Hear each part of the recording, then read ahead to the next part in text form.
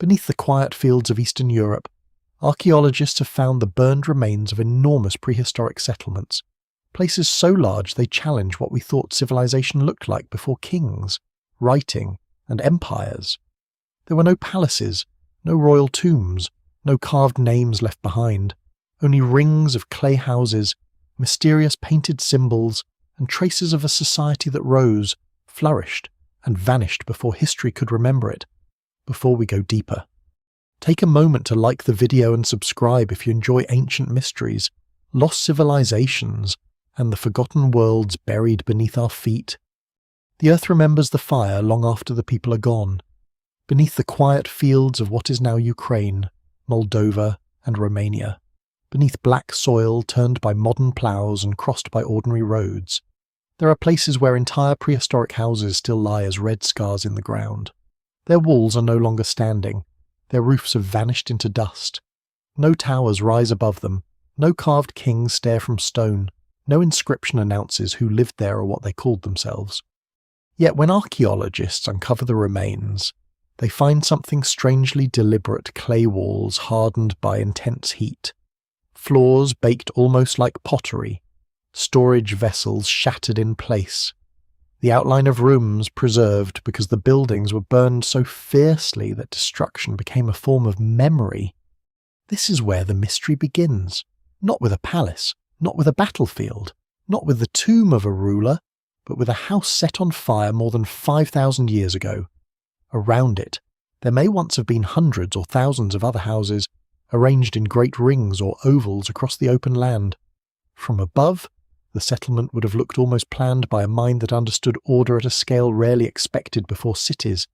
Paths curved between homes. Neighbourhoods formed patterns. Smoke rose from hearths. Clay ovens warmed bread. Cattle lowed at the edges. Children moved between courtyards. Potters shaped vessels with spirals, waves, and dark painted signs whose meaning is lost. And then, at some moment, the house burned. Before we go deeper, take a moment to like the video and subscribe if this is the kind of history and mystery you enjoy, because this story does not belong to the familiar world of pharaohs, emperors, bronze swords, or written chronicles. It belongs to a deeper and quieter age, when human beings were already capable of building communities so large that they challenged the simple line we often draw between village and civilization. Long before the first kingdoms of Egypt unified along the Nile, before Sumerian scribes pressed wedge-shaped signs into clay tablets, before the first royal names were carved into monuments, another world flourished across the forest steppe north of the Black Sea. Archaeologists call it the Cucuteni Tripilia culture, after early discovery sites in Romania and Ukraine. The name is modern, stitched together from excavation history, because the people themselves left no readable writing to tell us what they believed, what language they spoke, or how they understood the vast settlements they created. The evidence remains incomplete, but what survives in the record suggests a society far more complex than a scattering of farming villages. At its height, this culture produced some of the largest known settlements in prehistoric Europe. Places such as Talianki, Majdaneckie, and Nebelivka covered hundreds of hectares. Some may have held many thousands of people, perhaps even more than 10,000 at certain times, though scholars still debate the exact numbers and whether everyone lived there year-round. Even the cautious estimates are astonishing. In an age before kings, before armies in the formal sense, before taxation systems we can see, before writing, and before the usual signs of state power, these people gathered into settlements so large that they seem to stand at the edge of urban life. Yet they do not fit comfortably into the story we expect. When people imagine an ancient civilization, they often imagine hierarchy made visible temples on platforms, palaces behind walls, tombs filled with gold, rulers whose names dominate everything around them. But in these prehistoric mega-sites, the signs are strangely absent or difficult to identify. There are houses, many houses, some larger than others but not easily readable as palaces. There are no royal graves loaded with treasure. There are no monumental statues of kings. There is no clear writing system commanding labour or recording tribute. The society seems organised, but the form of that organisation slips through the fingers. This is what makes the lost civilization before the First Kingdom so compelling. It was not simply primitive. It was not a failed copy of later states. It was something else, a major human experiment in living together at scale, built from clay, timber, farming, cattle, ritual, memory, and perhaps a social order that did not need a single crowned figure at its centre. No single explanation fully accounts for how such communities worked, or why they eventually vanished from the archaeological record as a distinct way of life. Imagine approaching one of these settlements when it is alive. The land rolls gently beneath a broad sky. Forest patches stand nearby, but much of the surrounding country is open enough for fields, pathways, and grazing animals. The settlement does not announce itself with stone walls. Instead, it spreads outward in rings of houses, each built from timber posts, woven branches, and clay daub. The walls are pale when fresh, smoke darkened after seasons of use. Inside, there are ovens, platforms, storage jars, grinding stones, and painted vessels. Some homes may have been places of ordinary domestic life, while others may have hosted gatherings, feasts, or rituals. The distinction is difficult to prove, but the repeated pattern suggests that daily labour and symbolic life were closely woven together. The people who live here farm wheat, barley, peas, and other crops. They herd cattle, sheep, goats, and pigs. They gather wild plants, hunt when needed, work bone and stone, and sometimes use copper. Though this is not yet a fully bronze world, their pottery is extraordinary, with sweeping designs that still seem full of motion after thousands of years underground. Spirals coil across bowls and jars, bands of red, black, and white curve around vessels with a confidence that feels almost modern. The art is not decoration alone. It likely carried meaning, but that meaning remains locked away because no surviving key exists. And then there are the figurines. Small clay human forms, often interpreted cautiously as symbols connected to household ritual, identity, fertility, ancestry, or belief. Popular imagination has sometimes turned them into simple goddess figures, but archaeologists are more careful. The evidence does not allow one easy answer. Some figurines are broken deliberately, some appear in houses, some may have been handled, displayed, or discarded in patterned ways. They hint at an inner world of gesture and ceremony, but they do not explain themselves. For generations, people return to these settlements, rebuild houses, maintain pathways, farm the surrounding land, and participate in a shared life whose scale remains difficult to explain. Then, again and again, houses burn. In many cases, the burning is so intense that it seems unlikely to be accidental. A normal house fire destroys. These fires preserve. They harden clay wall fragments into the material archaeologists later call burnt daub. They leave behind ghostly plans of vanished rooms. The result is unsettling. The clearest evidence for this society often comes from the moments when its buildings were turned to ash. Were these burnings acts of renewal, closing a house at the end of its life? Were they rituals tied to death, inheritance, purification, or abandonment? Were some caused by conflict, accident, or practical clearing? Scholars still debate the pattern, and it may not have meant the same thing in every place or every century, but the repetition matters. A civilization that leaves no readable chronicles seems to speak most clearly through fire. The story of the Cucuteni Tripilia world is therefore not a simple tale of discovery, greatness, and sudden ruin. It is stranger and more patient than that. It is a story of people who built large communities before the age of kings, who created beauty without leaving royal monuments, who organized space without obvious palaces, who lived in a landscape between forest and steppe, and who eventually disappeared as a distinct cultural world before written history could remember them. Their vanishing was not necessarily a single catastrophe. There is no unsmoking crater, no final battle recorded by enemies, no last king buried beneath a fallen gate. Instead, there is a fading pattern, settlements change, populations disperse, traditions transform, and the great rings of houses cease to dominate the land, what remains is the outline of an experiment. Under fields and villages, magnetometers now reveal settlement plans invisible from the surface. Excavations bring up painted pottery, animal bones, charred seeds, clay floors, and the baked fragments of walls.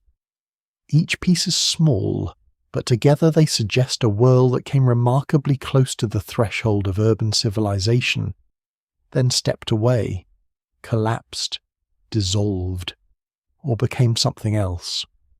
The first kingdoms would rise later in other lands, with rulers, armies, taxes, writing, and monuments meant to defeat time. But before them, on the old forest steppe, there was another path, and its traces still glow faintly in the soil like embers that never fully cooled. Long before crowns become symbols of power, power itself is harder to see. It lives in hands, seasons, kinship, stored grain, remembered paths, shared labour, and the quiet agreements that hold a community together before anyone carves a throne from stone. In the late Neolithic world of southeastern Europe, human life is already old, skilled, and deeply rooted, but it does not yet look like the kingdoms that later dominate history books. There are no royal capitals in the modern sense. No armies marching under banners, no written laws displayed in temples. There are villages, fields, herds, fires, graves, workshops, and long chains of exchange stretching across valleys and plains. There are people who know the land closely, not as a map, but as a living pattern of soil, water, trees, animals, and risk. The world before the First Kingdoms is not empty or simple. It is crowded with small decisions repeated over centuries. Families clear woodland with stone axes and fire. They plant cereals in patches of workable earth. They watch the weather with the attention of people whose survival depends on the right amount of rain at the right time. They store food not as a convenience but as a wager against winter, pests, illness, and failure. They raise cattle that are not only meat and milk, but wealth. Movement, obligation, and status. A herd can feed people, pull weight, mark social ties, and change the landscape simply by grazing through it year after year. Across this broad region north and west of the Black Sea, the environment itself shapes what human communities can become. The land is neither deep forest alone nor open steppe alone. It is a shifting borderland of wooded patches, river corridors, grasslands, wetlands, fertile soils, and seasonal uncertainty. The Dniester, Prut, Southern Bug, and other rivers cut through the landscape like slow roads. They carry water, fish, reeds, clay, and routes of travel. Along them, people move, exchange goods, share ideas, and sometimes encounter strangers whose ways of life differ from their own. The horizon is wide, but not silent. It holds other villages, other herders, other ancestors, other claims. To the south, around the Black Sea and into the Balkans, farming has already been changing human life for thousands of years. The first farmers did not simply replace an older world in one clean movement. They entered a continent where hunter-gatherer communities already understood forests, rivers, and animals with great sophistication. What followed was mixture, borrowing, tension, adaptation, and slow transformation. The evidence remains incomplete, especially where organic materials decay or where early sites lie beneath later settlements.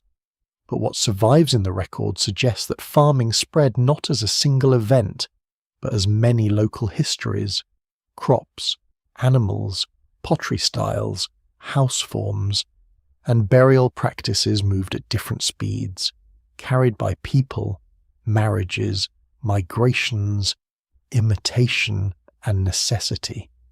By the time the ancestors of the Cucuteni-Tripilia world begin to form their distinctive patterns, people in this part of Europe already live within a rich Neolithic inheritance. They know how to build with timber, wattle, and clay. They know how to fire pottery and shape it into vessels for cooking, storage, serving, and ceremony. They know how to grind grain, manage domestic animals, and build households that are more than shelters. A house can be a place of birth, death, production, memory, an identity. Its walls hold smoke and stories, its floor gathers dropped seeds, broken tools, ash, footprints, and the small debris that later becomes archaeology. This is the age when the line between household and world is not as sharp as it may seem today. The household is an economic unit, but also a ritual space.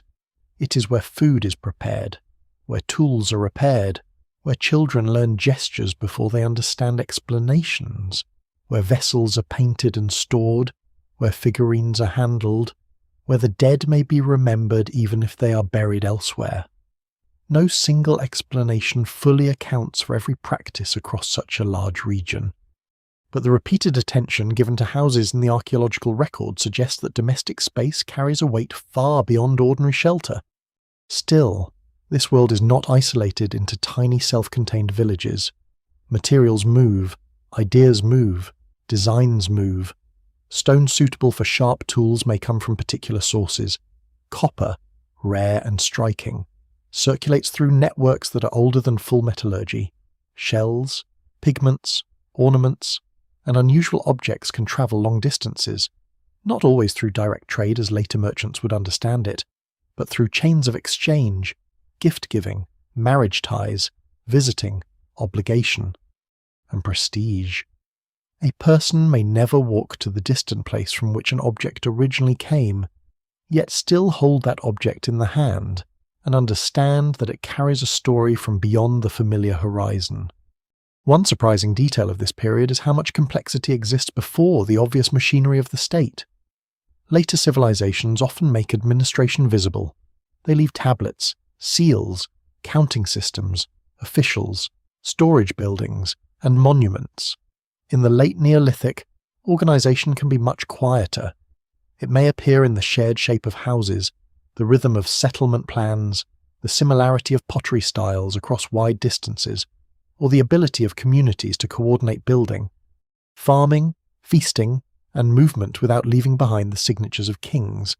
Scholars still debate how such coordination worked, because archaeology can show the pattern more easily than it can reveal the conversations behind it. The absence of kings does not mean the absence of inequality. Some people likely have more influence than others. Some households may control more animals, better land, special knowledge, wider kinship ties, or ritual authority. Some individuals may be skilled potters, builders, healers, herders, or organizers of exchange. Age, gender, ancestry, and reputation almost certainly matter. But this is not yet the world of towering royal tombs where one person is buried with enough wealth to announce domination from the grave.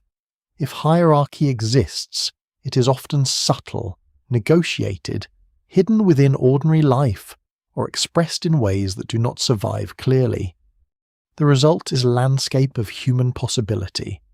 Small communities can remain small, others can grow, split, merge, or move. A village may last for generations, then be abandoned when soil is tired, timber is distant, relationships shift, or memory calls people elsewhere. The rhythm is not static. It is a breathing pattern of settlement and movement, clearing and regrowth, building and burning, staying and leaving. The first kingdoms will later try to fix people in place, count them, tax them, command them, and bind them to the ambitions of rulers. But before that hard machinery appears, there is a more fluid world, full of experiments that leave fewer names and more traces. Out of this world, the Cucutini Tripilia culture begins to take recognizable shape. It does not rise from nothing. It gathers older traditions and transforms them. It draws from the deep habits of farming communities, from the practical knowledge of builders and potters, from the symbolic life of households, from river routes and fertile soils, from contacts across a changing frontier. Its later megasites will seem astonishing because of their size, but their roots lie here, in the slower world before the crown, where civilization is not yet a kingdom and complexity has not yet learned to announce itself in stone. To understand the vanished settlements that will eventually spread across the forest steppe, it is necessary to linger in this earlier atmosphere. The people who built them did not know they were living before history. They did not experience their lives as a prelude to Egypt or Mesopotamia. They lived at the centre of their own world, with their own fears, skills, obligations, and sacred patterns. The soil beneath their feet was not a blank stage waiting for kings to arrive. It was already marked by generations of human work. Every field carried old roots, every path had been walked before, every house stood within a web of memory. And from that web, something larger began to form. The first clear voice of this lost world does not come from a wall or a weapon, it comes from clay. Clay is the material that survives when wood rots. Cloth disappears, baskets decay, and names vanish. It is humble while people use it, then stubborn after they're gone. In the hands of the Cucuteni Tripilia people, clay becomes house wall, oven, floor, vessel, figurine, model, token, and memory. It is dug from riverbanks and damp hollows, kneaded with patience, shaped beside hearths, painted with confidence, fired until soft earth becomes something harder than time. Long after the voices of the makers are lost, their clay remains, carrying the fingerprints of a civilization that never wrote its own history. The culture that archaeologists call Cucuteni Tripilia begins to emerge around the 5th millennium BCE, spreading across a wide zone that includes parts of present-day Romania, Moldova, and Ukraine. Its western name comes from Cucuteni, a site in Romania. Its eastern name from Tripilia, a site near Kiev. This double naming already hints at the breadth of the phenomenon. It is not a single village, not one city, not one dynasty, but a long-lasting cultural world with local variations, regional styles, and centuries of change.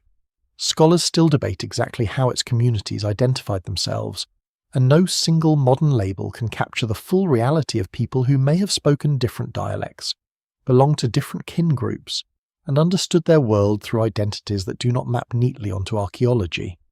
Yet the material pattern is unmistakable. Across settlement after settlement, certain habits return. Houses are built with timber frames and clay-covered walls. Pottery carries elaborate painted designs. Small figurines appear in domestic and ritual contexts. Settlements are often carefully arranged rather than random clusters. Farming and herding provide the foundation of life. The dead are strangely elusive in many areas, because formal cemeteries are not always obvious. And this absence has puzzled archaeologists for generations. What survives in the record suggests a society deeply invested in household space, visual symbolism, and repeated acts of making, using, breaking, burning, and rebuilding. The pottery is the most immediately striking. Even broken into fragments, it seems alive with movement. Spirals curve into one another, dark bands sweep around pale surfaces, red, black, and white designs fold across bowls, jars, and cups with a rhythm that suggests practiced hands and shared rules. These vessels are not crude containers made only for function. Many are carefully formed and painted, sometimes with such precision that they seem to belong to a world of specialists, or at least to makers trained within strong artistic traditions. The evidence remains incomplete, but the consistency and sophistication of the ceramics suggest that potters held an important place in transmitting cultural memory. A pot is never only a pot in such a world. It stores grain, cooks food, carries drink, serves meals, marks occasions, and sits within a house where daily labour and belief are not easily separated. Its patterns may refer to water, growth, movement, bodies, animals, cycles, or ideas now beyond recovery. Some designs look almost like signs, and it is tempting to treat them as messages waiting to be translated. But caution is necessary. They are not writing in the usual sense. Or at least no widely accepted evidence proves that they functioned as readable script. Their meaning may have been symbolic, aesthetic, social, ritual, or all of these at once. The silence of the designs is part of their power. They look meaningful, but they refuse to speak in a language modern eyes can fully hear. The figurines deepen that mystery.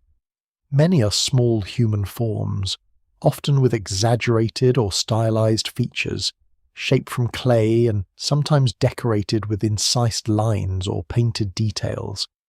Earlier interpretations often link them to a universal mother goddess, but that idea is now treated more carefully. Some figurines may indeed connect to fertility, ancestry, identity, household ritual, or the body. Yet no single explanation fully accounts for the wide variety of forms and contexts. Some are found broken, some appear in house remains, some may have been held, displayed, exchanged, or deliberately deposited. A lesser-known detail is that miniature models of houses and objects also occur, suggesting that the people sometimes represented their built world in clay, almost as though they were making small echoes of the spaces they inhabited. This habit of miniaturizing the world is important. A clay model of a house is not useful in the ordinary practical sense. It does not cook food or store grain. Its value must lie elsewhere in memory, teaching, ritual, planning, symbolism, or play. Archaeologists must be careful not to force one answer, but such objects reveal a mental world capable of abstraction. These people do not merely live inside houses, they think about houses. They reproduce them in small form. They transform domestic space into image and object. In a civilization where the household seems central, this is not a minor clue. The houses themselves are made from materials that require both skill and cooperation. Wooden posts form the frame. Branches or reeds create a woven structure. Clay daub is pressed into the walls, smoothing and sealing the living space. Floors may be prepared with clay. Ovens and hearths are built within. Some houses have raised platforms or internal divisions. Their construction draws on the surrounding landscape timber from woodland, clay from the earth, chaff or plant temper from fields, water from nearby sources, labour from households and neighbours. A house is a gathered landscape reshaped into shelter. Inside, life leaves small traces. Grinding stones speak of grain turned into flour. Animal bones speak of meals, herds, butchery, and choices. Charred seeds speak of crops and storage. Spindle whorls, where they appear, suggest textile work, though the cloth itself rarely survives. Bone tools, stone blades, and fragments of fired clay show the steady labour behind survival. This world may seem mysterious from a distance, but much of it is built from repetition, grinding, cooking, repairing, feeding, fetching, shaping, sweeping, tending, watching, teaching. The extraordinary grows out of the ordinary. The rise of Cucuteni Trapilia culture is therefore not a sudden leap into grandeur. It is a thickening of patterns. Villages become more distinctive. Pottery styles become more elaborate. Settlements expand and multiply. Shared symbols travel across distance. Houses are built in recognizable forms, then burned, rebuilt, or replaced. Communities learn how to manage larger numbers of people while still grounding life in the household. Complexity accumulates without yet producing the familiar face of kingship. What makes this early rise so fascinating is that it reveals a different route toward large-scale society. Later kingdoms often concentrate power upward into rulers, officials, temples, and armies. Here, at least in the surviving evidence, complexity appears to spread outward through households, neighbourhoods, shared practices, and material traditions. That does not mean the society is equal in any simple or romantic sense. Influence surely exists. Skill matters. Seniority matters. Control over food, animals, exchange, or ritual knowledge may create differences between people. But the visible language of power is not monumental domination. It is clay, pattern, repetition, and place. As this cultural world grows, the landscape begins to hold more than farms and villages. It holds a shared imagination. A pot painted in one settlement can resemble a pot far away. A house form can be recognized across regions. A figurine can carry gestures that others understand. A burned wall can preserve not only architecture, but a choice repeated so often that it becomes tradition. The people themselves remain unnamed, but their hands are everywhere. They press clay into walls. They turn wet earth into vessels. They make small bodies and miniature houses. They cover surfaces with signs that are not quite writing and not merely decoration. From clay, a civilization rises, and through clay, it still reaches toward us. As the painted vessels spread across the forest steppe and the clay houses multiply along river valleys, something begins to happen that is easy to overlook until the scale becomes impossible to ignore. A village is not just a place where people live close together. It is a rhythm of recognition. Everyone knows the paths, the neighbouring hearths, the fields, the animals, the families with whom grain is shared or disputes are settled. A village can stretch, absorb new households, and rebuild itself after fire or abandonment. But at some point growth changes the nature of life itself. The faces become too many to know. The pathways become organised not only by habit but by planning. The settlement stops being a cluster and begins to behave like a system. This is the turning point in the Cucuteni Trepilia world. The same culture that makes exquisite pottery and clay figurines begins to create settlements of remarkable size. These are not cities in the later Mesopotamian or Egyptian sense. They have no obvious royal citadel, no stone temple towering over the common houses, no written bureaucracy counting grain and labour. Yet they are far beyond the ordinary village. They occupy large areas. They contain hundreds or even thousands of structures. They are laid out with patterns that suggest coordination across many households. They belong to that strange category that forces archaeologists to pause before using familiar words. They are megasites, proto-urban settlements, enormous communities at the edge of what a city can be before kings and scribes appear. The growth does not happen everywhere at once. Across centuries, smaller settlements continue to exist, and the Cucuteni Trepilia world remains diverse. Some communities are modest, some seasonal, some short-lived, some more permanent, but in certain parts of the landscape, especially in what is now central Ukraine, the pattern expands dramatically. Houses begin to cluster in arcs, rings, and circuits around open spaces. The settlement plan becomes legible from above, though the people who built it never saw it from the sky. Modern magnetometry, passing silently across fields, reveals what the surface hides: dark lines and shapes beneath the soil. The footprints of burned houses arranged with astonishing regularity. For people on the ground, the experience would have been different. They would not see the full oval from a bird's eye view. They would know the settlement as a sequence of paths, neighbours, open areas, smells, sounds, and boundaries. At dawn, smoke rises from many hearths, not one or two. Dogs move between houses. Cattle are driven outward toward grazing. Grain is carried, ground, and stored. Clay is kneaded. Children learn where they may wander and where they should not. Visitors entering from the surrounding countryside encounter not a few huts, but a sprawling built environment that may take time to cross. It is a human landscape dense enough to alter the way people think about community.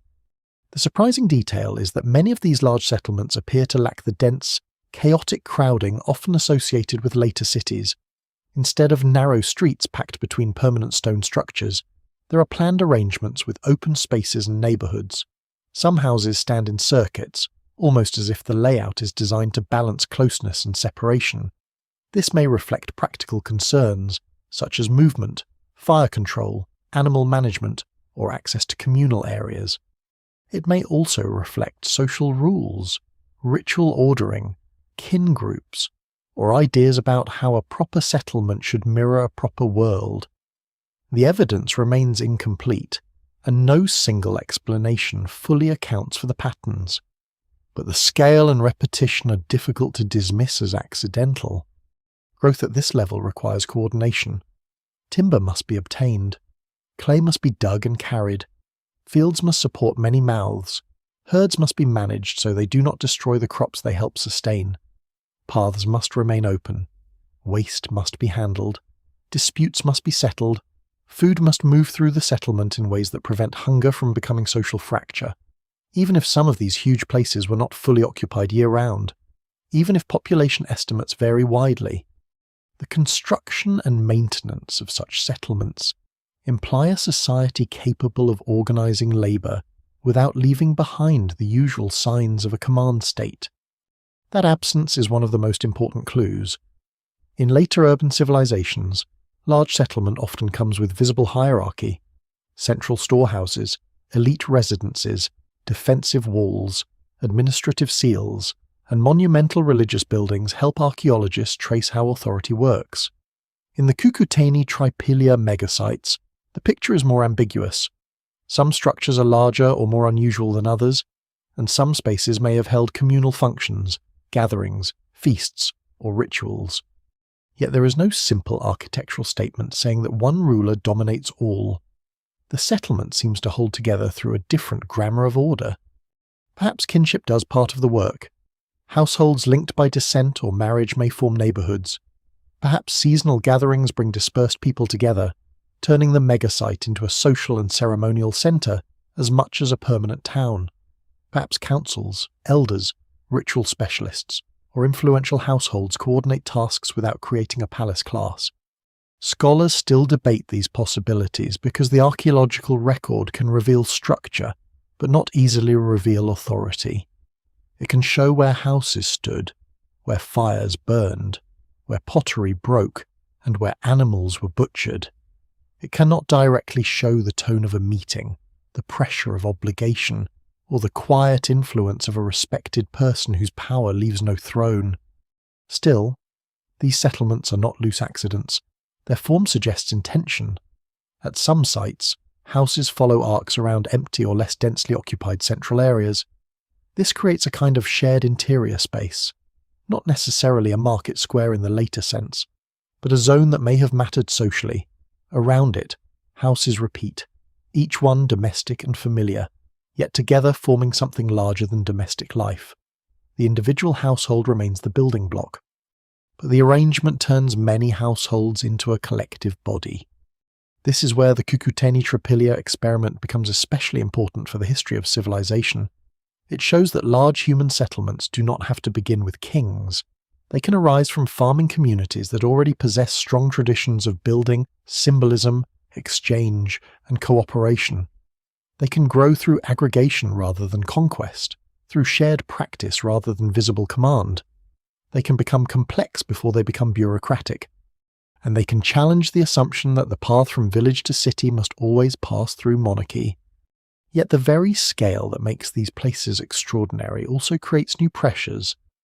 A small village can shift its fields more easily. A modest community can rely on face-to-face familiarity. A large settlement must solve problems of fuel, food, sanitation, conflict, and belonging again and again. More people require more wood, more crops, more grazing land, more trust. The settlement becomes impressive, but also vulnerable. It gathers strength by gathering people, and in doing so, it gathers risk. The people living within these growing communities may not see themselves as part of an experiment. They are building houses, tending fires, planting fields, painting vessels, and following customs inherited from those before them. But from a distance of thousands of years, their world looks like one of humanity's early tests of scale. It is not a kingdom. It is not a simple village. It is something in between, something almost urban and yet resistant to the categories later history prefers. The rings of houses expand across the land like ripples from a stone dropped into deep water. For a time, the pattern holds. For a time, the village becomes something larger, and the old world discovers how many lives can be gathered into one place before the weight of that gathering begins to bend the system beneath it. The rings widen until the old word village begins to fail. On the broad forest steppe of what is now Ukraine, the Cucuteni Tripilia world creates places so large that they seem to belong to a later age, yet they appear before the earliest kingdoms have fully taken shape elsewhere. Their names today are modern and archaeological Talyanki, Majdaneckie, Dobrovody, Nebelivka. To the people who lived there, the names were different. spoken in languages that left no written trace. But the earth still holds their plans. Under fields of grain and grass, the burned foundations of houses lie in ordered patterns, not as a few scattered farms, but as vast arrangements of human life stretched across hundreds of hectares. Talyanki is among the most astonishing. From the surface, there is little to suggest that a prehistoric giant sleeps beneath the soil. There are no standing walls, no stone avenues, no pyramids, no gate carved with royal emblems.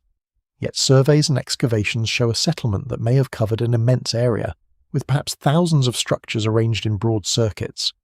Population estimates vary, and scholars still debate how many people lived there at one time, whether occupation was continuous, seasonal, or shifting within the settlement, and how dense daily life truly was.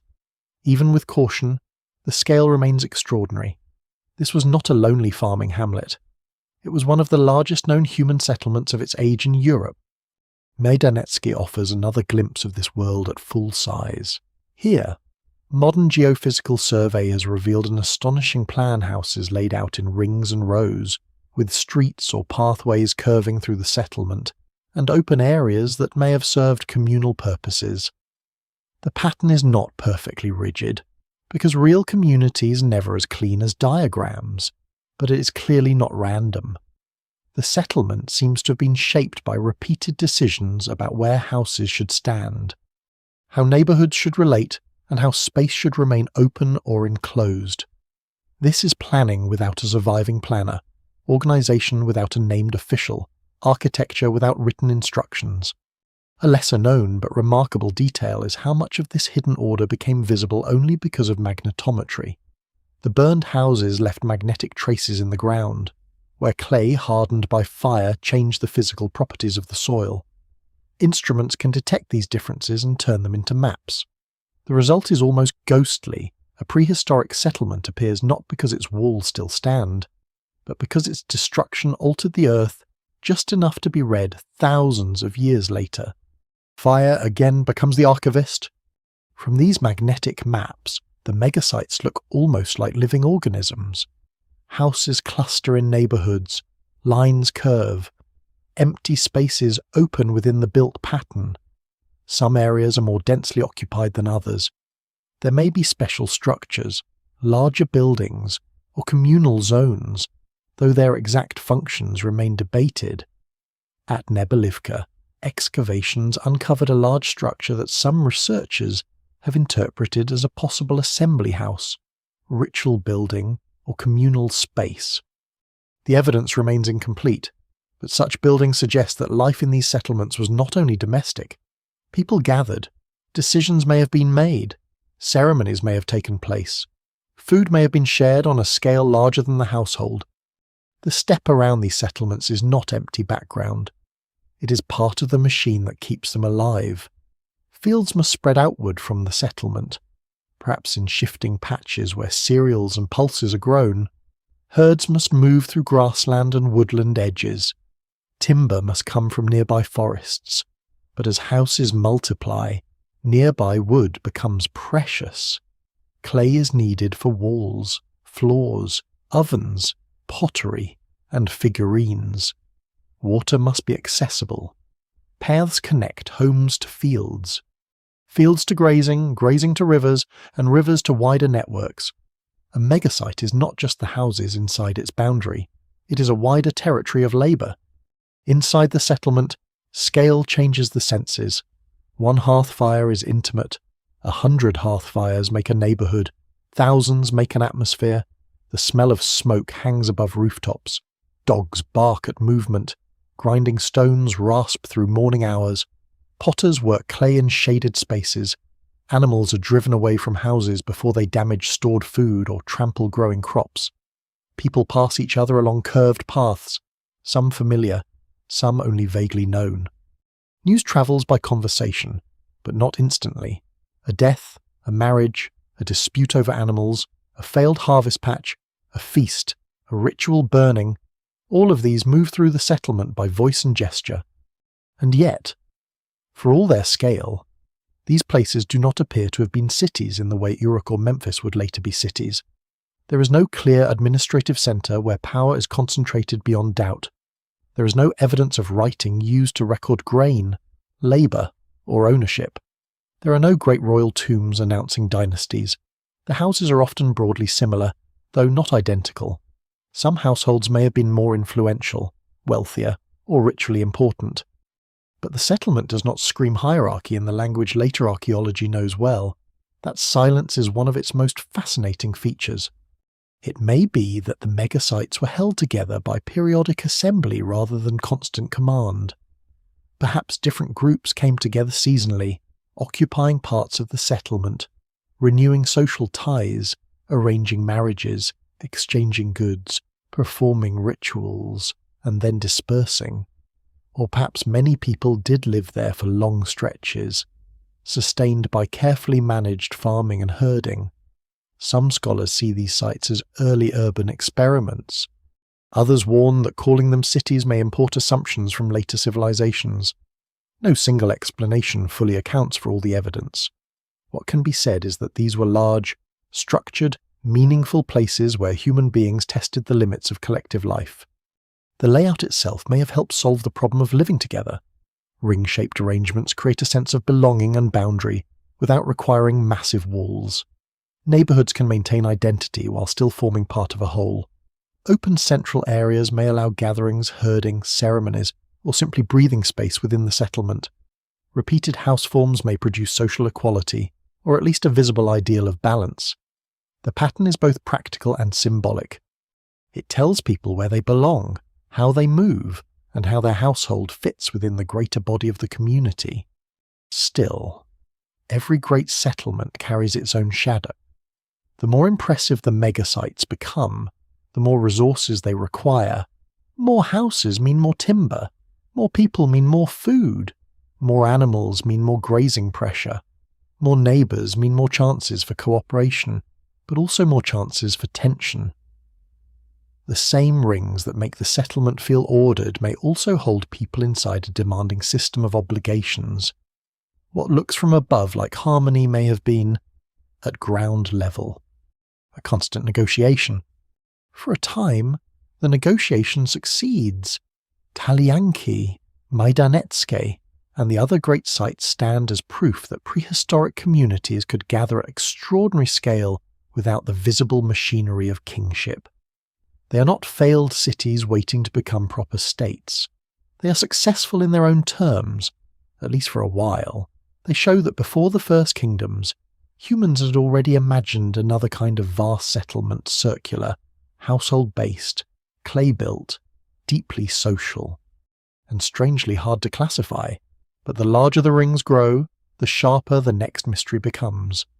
If so many people could live together without palaces or kings, what held them together, and why did that order not last?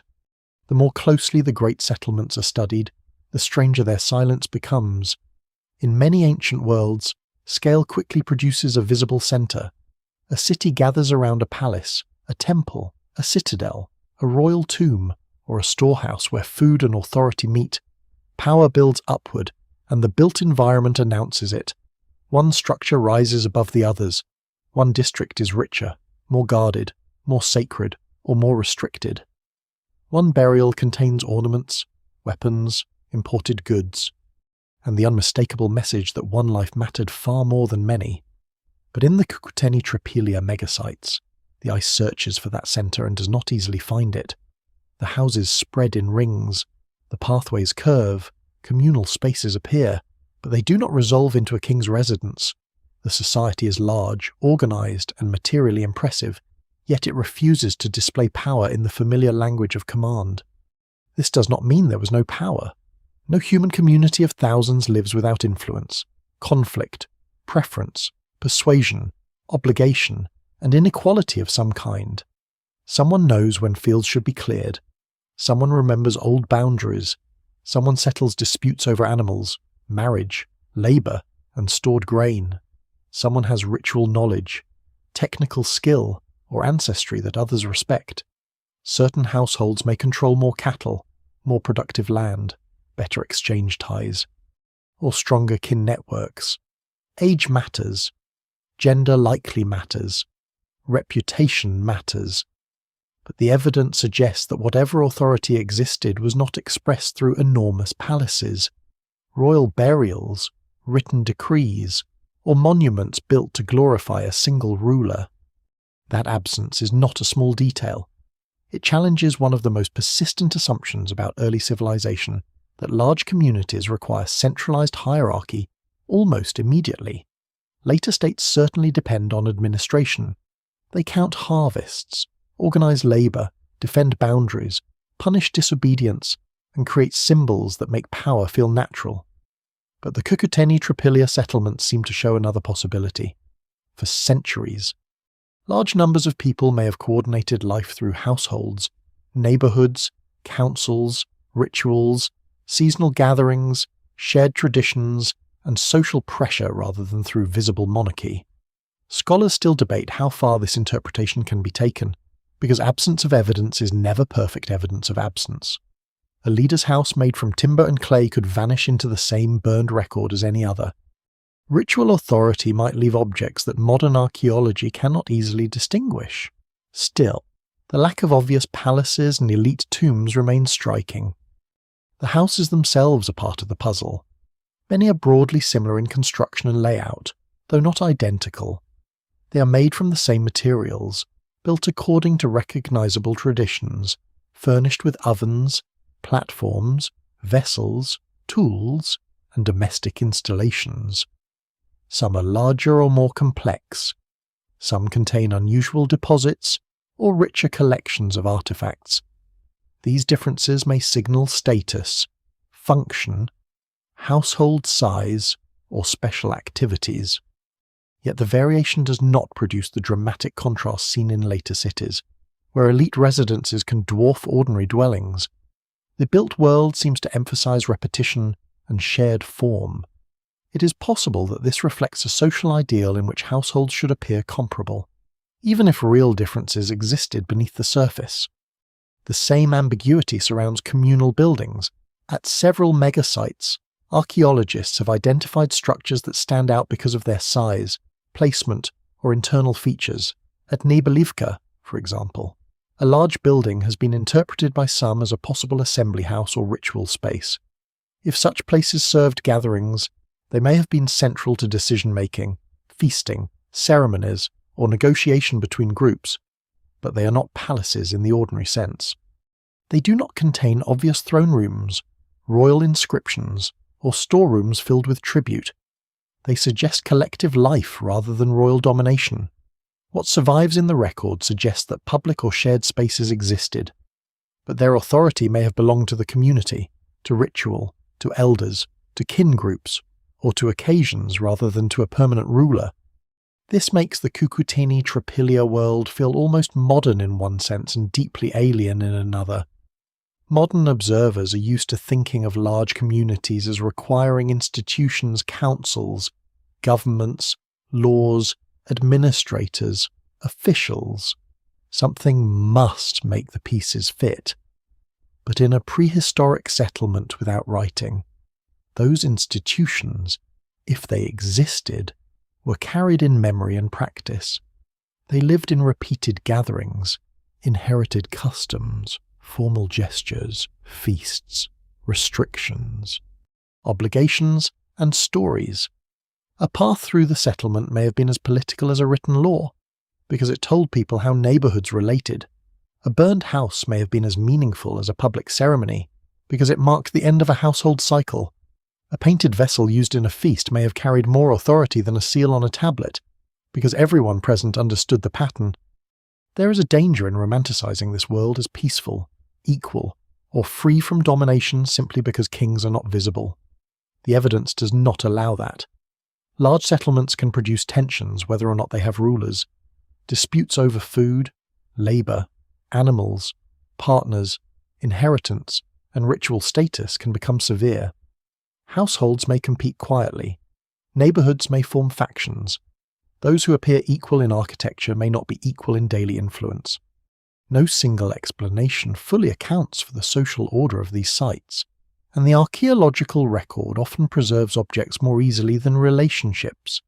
Still, The absence of extreme elite display matters because it means domination, if present, did not take the same form that later kingdoms make so obvious.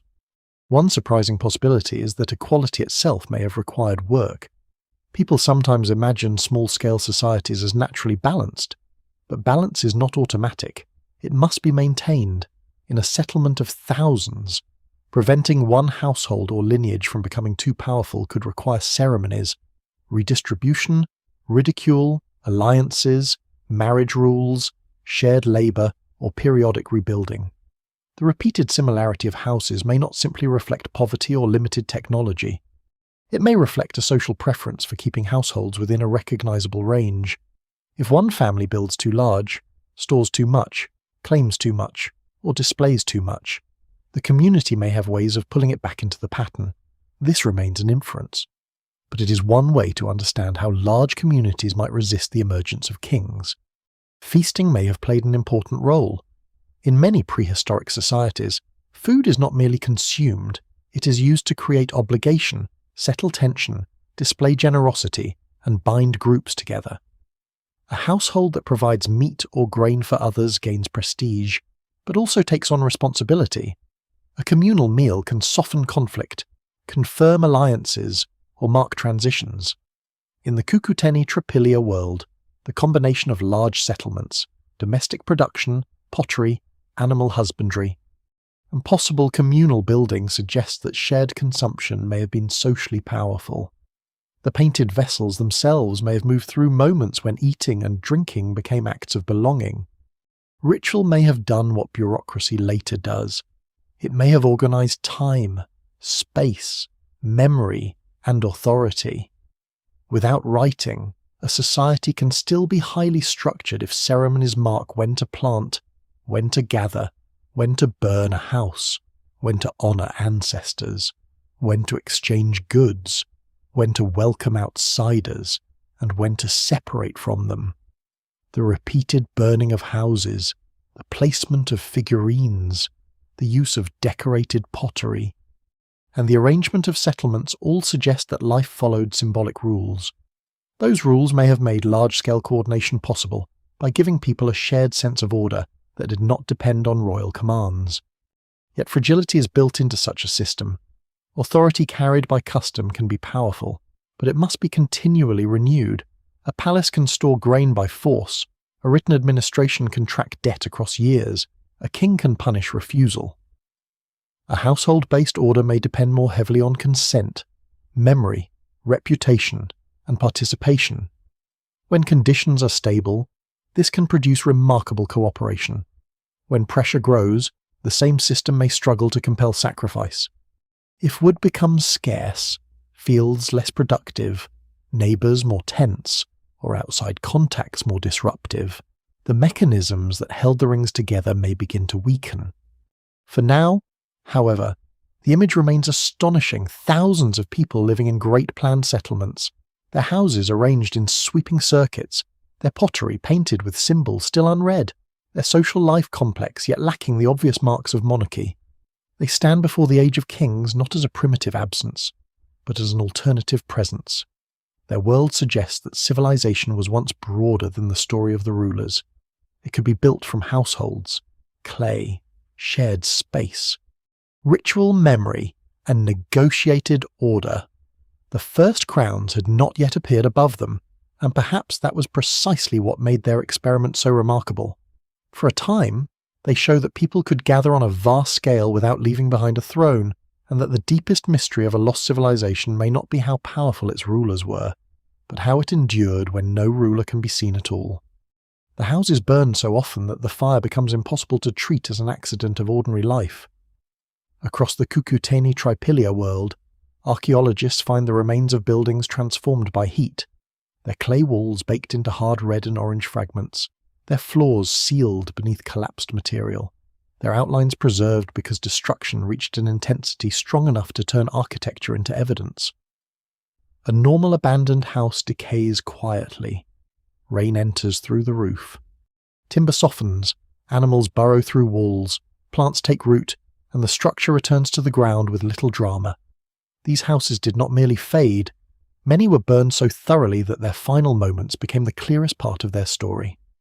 At first glance, the explanation seems simple. Houses catch fire, a hearth spills, a roof dries in summer heat, sparks climb into thatch, wind does the rest.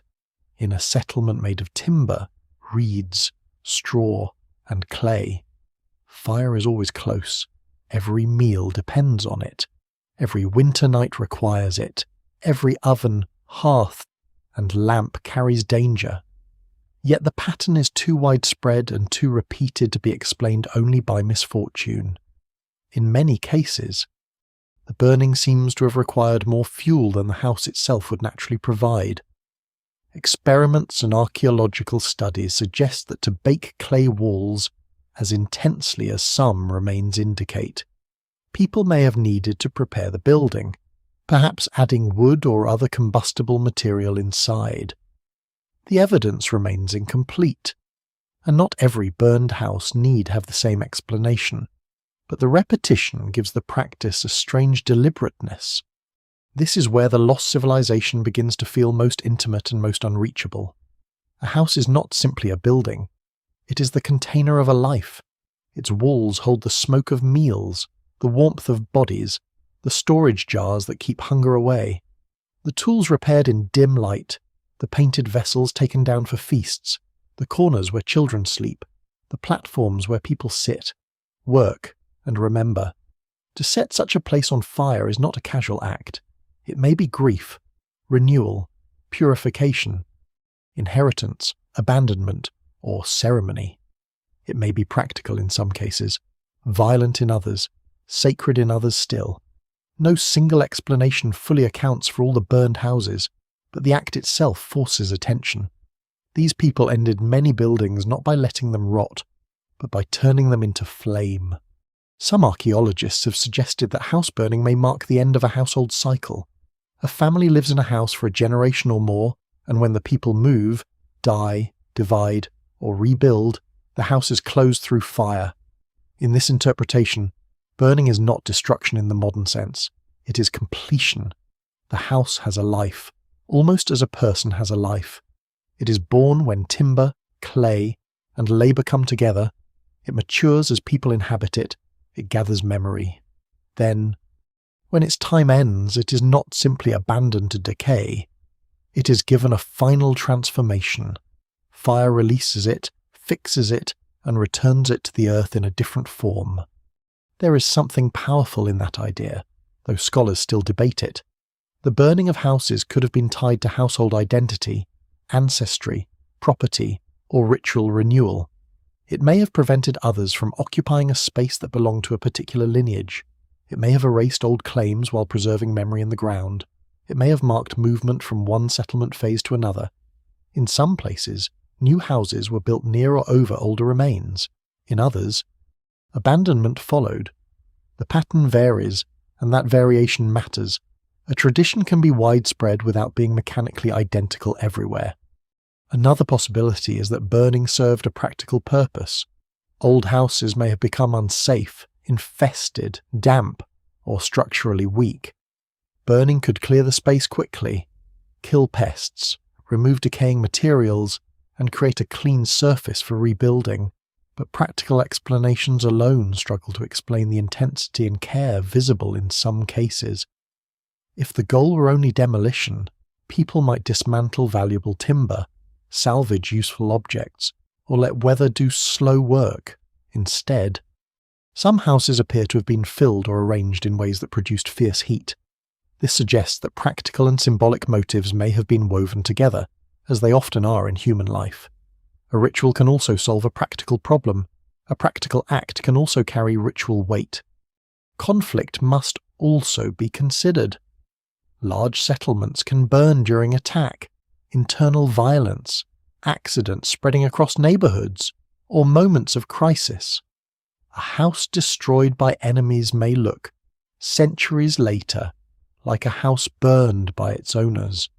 Some burned buildings may indeed record violence, especially in periods of stress or contact with other groups.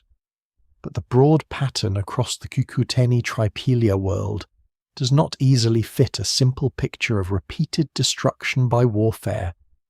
There are not always clear signs of massacre, fortification, or sudden catastrophe.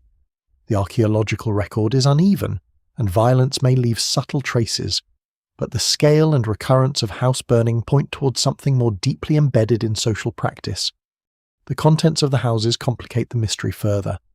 Sometimes objects remain inside vessels, tools, figurines, grinding stones, storage containers. Were they left because they were broken, too heavy, ritually offered, or no longer needed? Were some possessions deliberately abandoned as part of the closing act? Were others removed before burning, leaving only selected items behind? What survives in the record suggests patterned choices, but not a single universal rule. A vessel shattered on a floor might be the result of collapse. It might also be a deliberate deposit.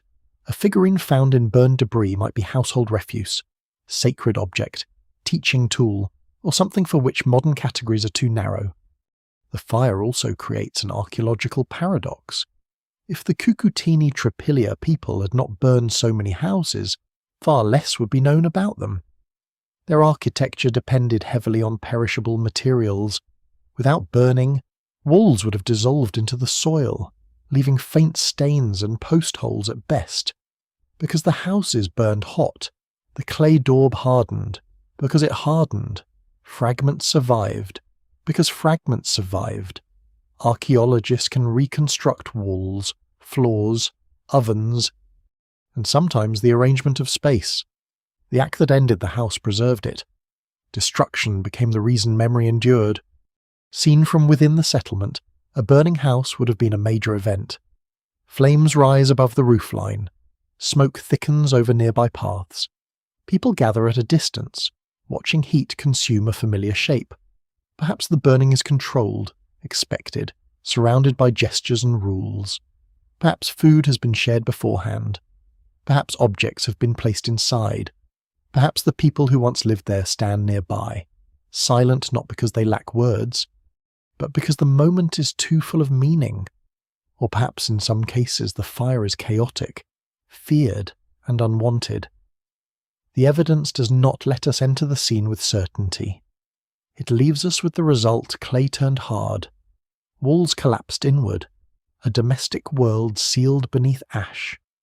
The repeated burning also speaks to a different sense of permanence. Later kings seek permanence by building in stone, carving names, raising monuments, and commanding memory to remain visible. The Cucuteni Tripilia people may have treated permanence differently. Their houses were not meant to stand forever. Their settlements shifted, grew, and faded. Their materials came from the living landscape and returned to it. But fire could make a temporary structure endure underground. It could mark a place without raising a monument above it. It could leave memory hidden rather than displayed. This hidden memory is one of the reasons the civilization feels both vanished and strangely present. The people did not leave written explanations of their ceremonies. They did not tell us why one house burned and another did not, why some objects remained, why some settlements expanded, why some were abandoned. Yet their choices still lie in the soil, repeated across centuries with enough force to suggest shared meaning. Each burned house is a sentence in a language without translation. Together they say that endings mattered. They say that domestic life was not ordinary in any simple sense. They say that the boundary between home, ritual, memory, and disappearance was thin. And as the great settlements continue to grow, these fires become more than isolated mysteries. They become a pattern of how a civilization understood time itself build, inhabit, remember, burn, and begin again until the pattern can no longer hold. The same hands that built houses to be burned also covered clay with signs that still resist us, on bowls, jars, cups, figurines, and small objects. The Cucuteni Tripilia people painted and incised forms that seem to hover between decoration and message. Spirals turn inward like coiled movement. Lines cross and divide space. Dark bands sweep around vessels in balanced curves. Triangles, waves, nested shapes, ladder-like marks, eyes, horns, and flowing patterns appear again and again. Not randomly, but with the discipline of a shared visual language. The difficulty is that a visual language is not always writing. A pattern can be meaningful without spelling words. A symbol can be understood by everyone in a community and still leave no alphabet behind. This is one of the great frustrations of studying a lost civilization before written history. Later societies often leave some key to themselves, even if that key is damaged. A royal inscription may be boastful, but it still names a king. A tax tablet may be dull, but it reveals administration. A funerary text may be formal, but it opens a path into belief. Here, the evidence is different. The Cucuteni Tripilia world gives us thousands of images, shapes, and marks, but no accepted script that can be read line by line. It gives us repetition without translation. It gives us beauty without explanation. It gives us the feeling that people are communicating, but not in a way that modern scholarship can safely convert into sentences. The pottery designs are the most visible part of this silent system. Some vessels seem almost alive, their surfaces wrapped in motion. The spirals may suggest cycles, water, growth, movement, the body, the sky, or something more abstract. The wave patterns may evoke rivers, snakes, fields, or transformations. Horn-like curves may connect to cattle, strength, fertility, household wealth, or ritual power. Yet every interpretation must remain cautious. Scholars still debate what these motifs meant, and it is possible that the same design carried different meanings depending on the vessel, the occasion, the household, and the region. A symbol on a storage jar may not mean exactly what it means on a cup used in a gathering. Meaning can shift with use. This is where the ordinary object becomes dangerous to underestimate. A painted bowl may seem like a household item, but in a society where meals, storage, kinship, and ritual are closely linked, a bowl can carry social weight. It can appear at a feast, mark a household style, travel as a gift, accompany a ceremony, or preserve the skill of a maker whose identity is known to the community even if lost to us. The vessel's design may tell people where it belongs, who made it, how it should be used, or what kind of occasion it serves. What survives in the record suggests that pottery was not merely practical. It helped hold the visual memory of the culture together across distance. The figurines add a more intimate layer. Their bodies are often stylized rather than realistic, with features reduced, exaggerated, or transformed into patterns. Some have incised lines that may represent clothing, tattoos, body paint, ornaments, or symbolic markings. Some appear seated, some are fragmented, some are found in house contexts where their placement may be meaningful, though disturbance, burning, collapse, and later soil movement complicate the picture. For a long time, popular accounts treated many Neolithic figurines as simple images of a mother goddess. That idea is tempting because it seems to offer a clear story, but the evidence remains incomplete.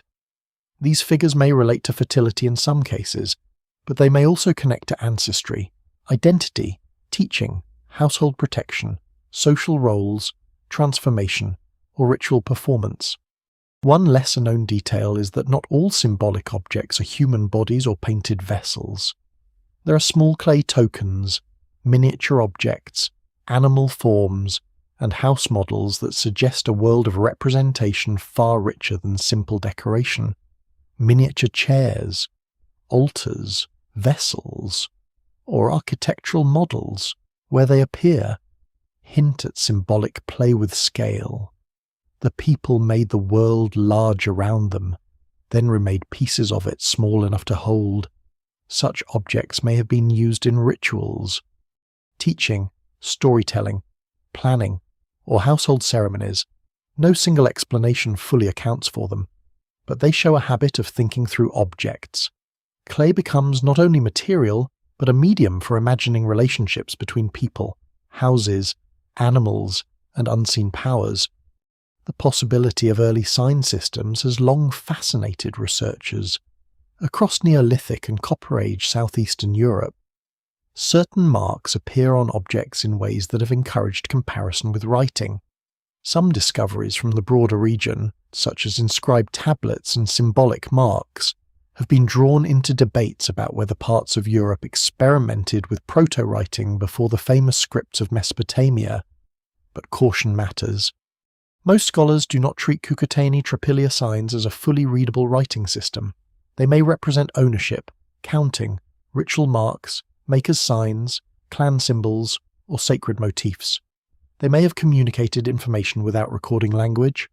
In that sense, they may belong to the wide human territory between image and script, where meaning is real but not phonetic. That middle territory is easy to miss because modern people are trained to privilege writing. If a sign cannot be read as words, it can seem mute.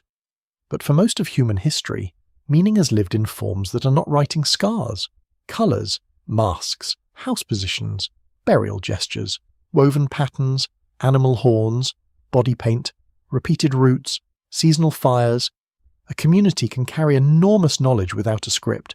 It can know which vessels belong in which ceremonies, which marks are protective, which figures are dangerous, which patterns recall ancestors, which shapes are proper for marriage, death, storage, or renewal.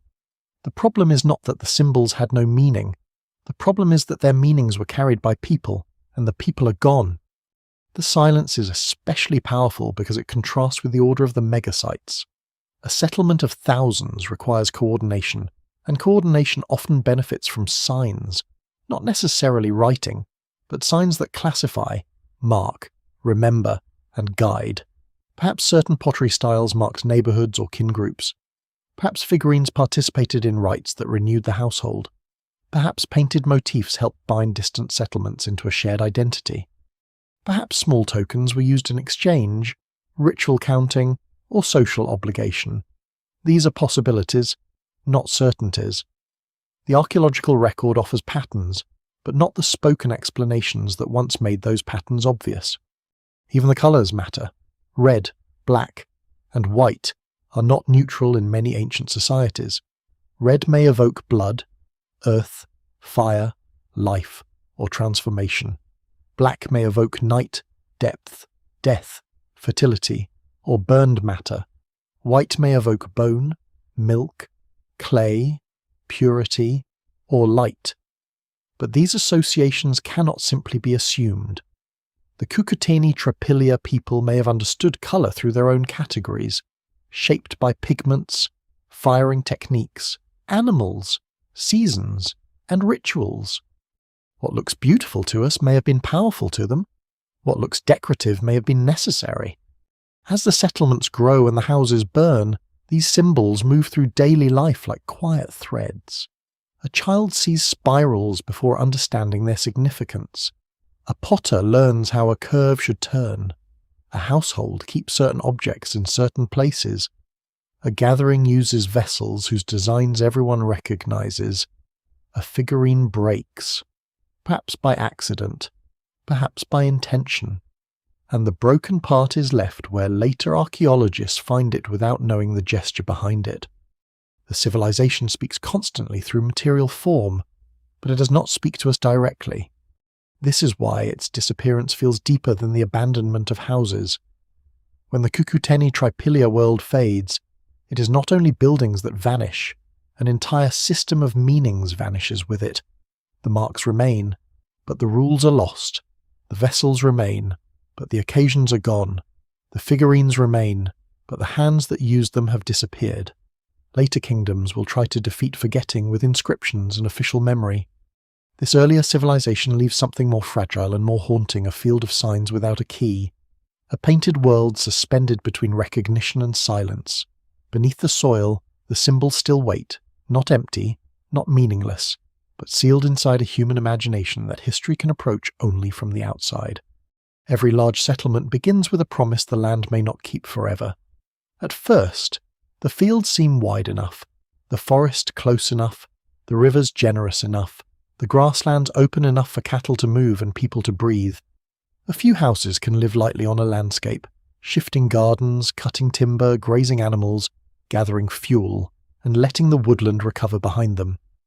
But when hundreds of houses become thousands, when smoke rises from hearths across a settlement so large that no one can see it all from the ground, the relationship changes.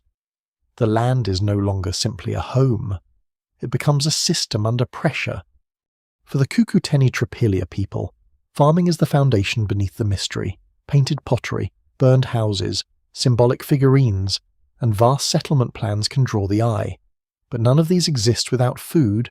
Wheat, barley, pulses, and other crops must be planted, weeded, harvested, dried, stored, protected, and turned into meals. The work is seasonal, repetitive, and unforgiving. A vessel painted with spirals may be beautiful, but a storage jar filled with grain is survival. A house may carry ritual meaning, but its hearth is useless without fuel and food. The great settlements of the forest steppe are not floating islands of culture. They are anchored in soil. Soil, however, has limits. Early farming does not always exhaust land quickly, especially when communities move, rotate plots, use manure, or allow fallow periods. But a megasite changes the scale of demand. Fields must stretch outward from the settlement, and the farther they reach, the more labour is required to travel, carry tools, guard crops, and bring harvests back. If too many people farm the same nearby land for too long, yields may decline, if livestock are kept close. They can fertilise fields, but they can also trample young plants, compact soil, and strip vegetation. Scholars still debate exactly how intensive Cucuteni-Trapilia agriculture was, and the evidence remains incomplete. But the basic pressure is clear: large communities require reliable food flows, and prehistoric food flows are vulnerable. Cattle are central to this world. They provide meat, milk, hides, bone, horn, traction in some contexts, manure, and social wealth. A herd is not only an economic resource, it is a living store of value, a sign of household strength, a source of obligation and prestige. Yet cattle are also heavy animals with heavy needs. They require grazing land, water, care, and seasonal movement. Around a large settlement, herds could quickly reshape the vegetation. Grasslands might expand. Woodland edges might be browsed. Paths might deepen into habitual routes. Dung might enrich certain areas while other places become overused. The animal wealth that supports the community can also increase its footprint on the land. Then there is wood. A Cucuteni-Trapilia house is built from timber, branches, reeds, clay, and plant temper. Its frame comes from trees. Its walls require woven materials. Its ovens and hearths demand fuel day after day. Pottery must be fired. Food must be cooked. People must stay warm during cold seasons.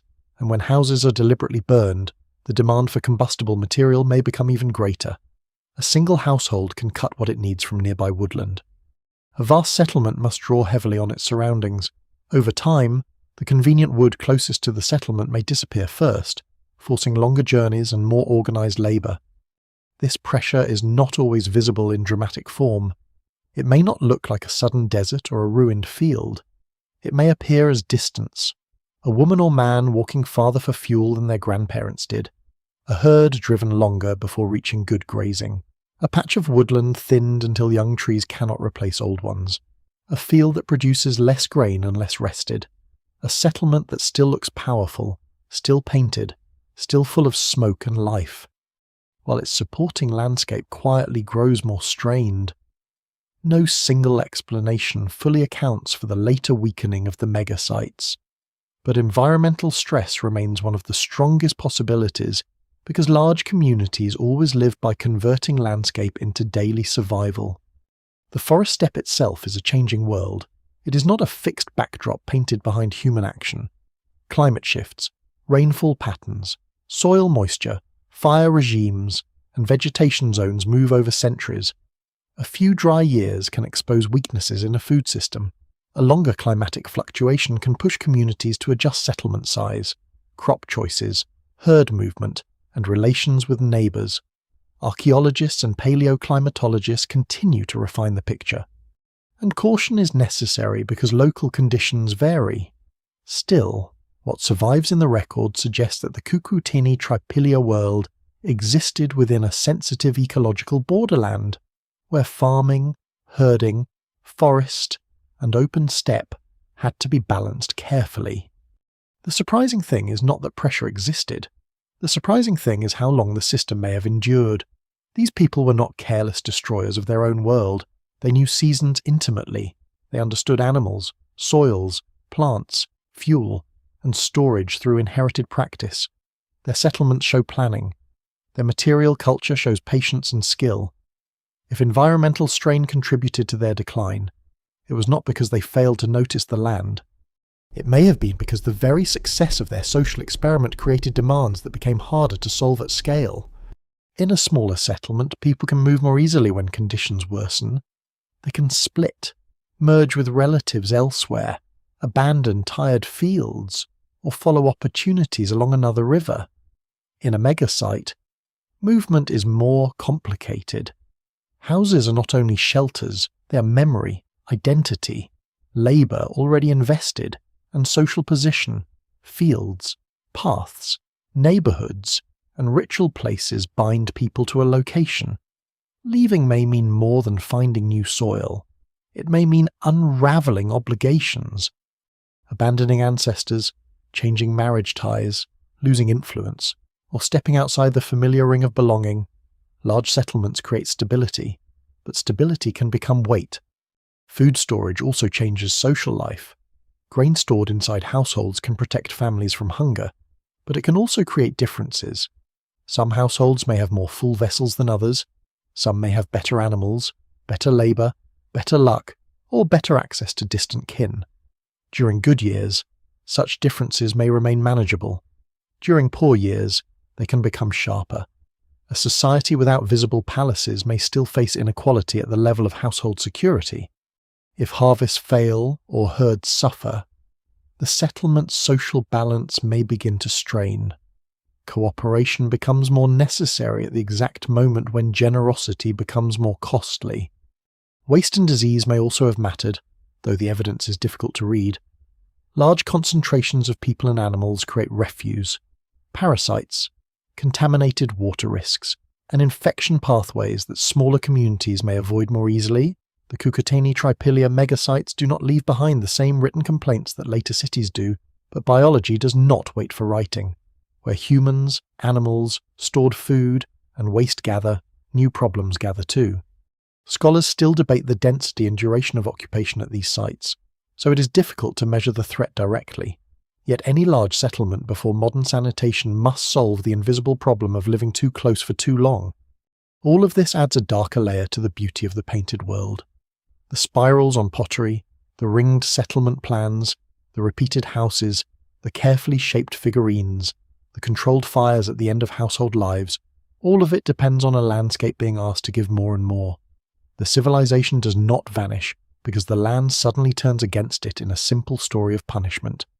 Human history is rarely that neat, but beneath the visible mystery, there is a quieter arithmetic of wood, grain, cattle, soil, water, and distance. The rings of houses are also rings of demand spreading outward. And as the demands grow, the great experiment before kingdoms begins to face a question every civilization eventually meets. How much can a community take from the world around it, before the pattern that made it strong begins to make it fragile?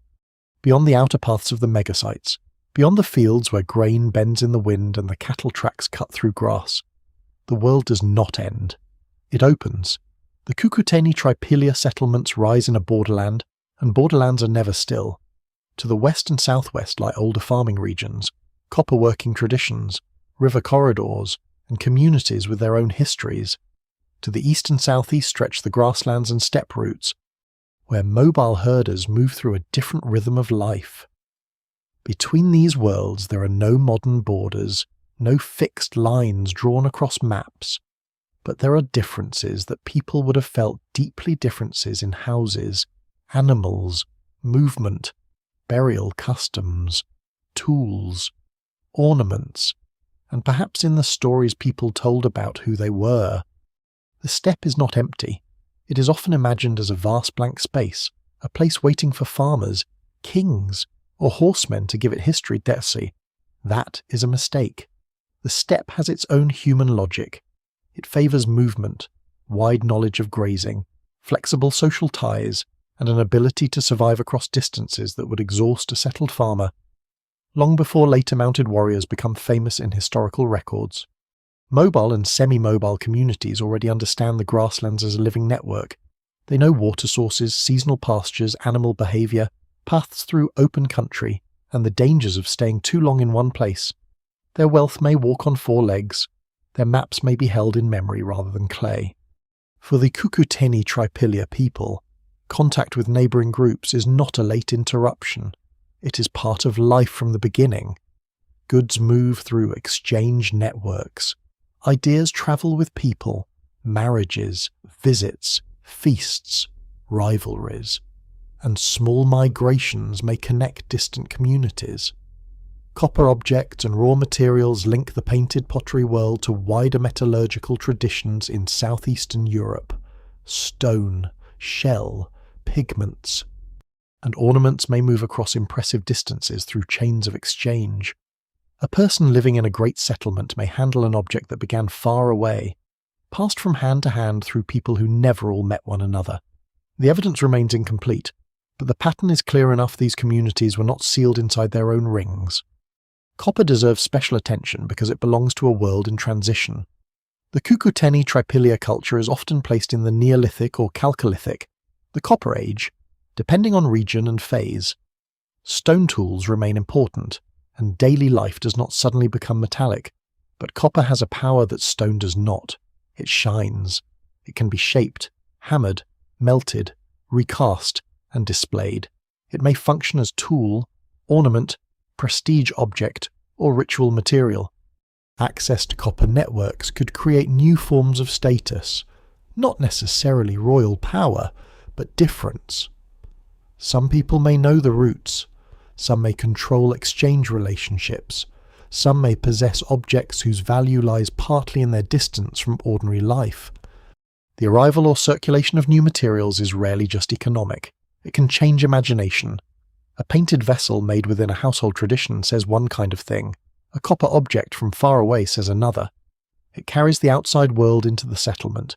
It reminds people that power, beauty, danger, and opportunity exist beyond the familiar fields. For a society built around repeated domestic forms and shared visual patterns, such outside connections may have been enriching, but also unsettling. Every exchange brings comparison. Every unfamiliar object raises the possibility that life could be organized differently. Relations with steppe communities are especially important because they stand near one of the great transformations of Eurasian prehistory. Over time, mobile pastoralism, new burial traditions, changing animal economies, and eventually the wider movements associated with steppe populations reshape large parts of Europe. The exact relationships between Kukuteni Tripilia communities and their steppe neighbours remain debated, and it would be too simple to imagine one side as peaceful farmers and the other as invading warriors. Reality is usually more complicated. There may have been trade, borrowing, intermarriage, rivalry, raiding, alliance, imitation, and coexistence at different times and places. The contrast between settlement and mobility, however, matters. A megasite concentrates people, houses, storage, fields, and memory in one enormous place. A mobile herding group spreads risk across movement. If pasture fails in one area, animals can be driven elsewhere.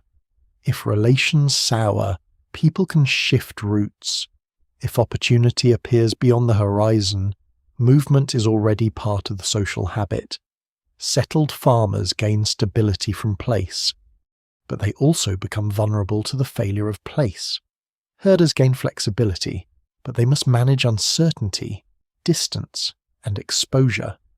Neither way of life is simple.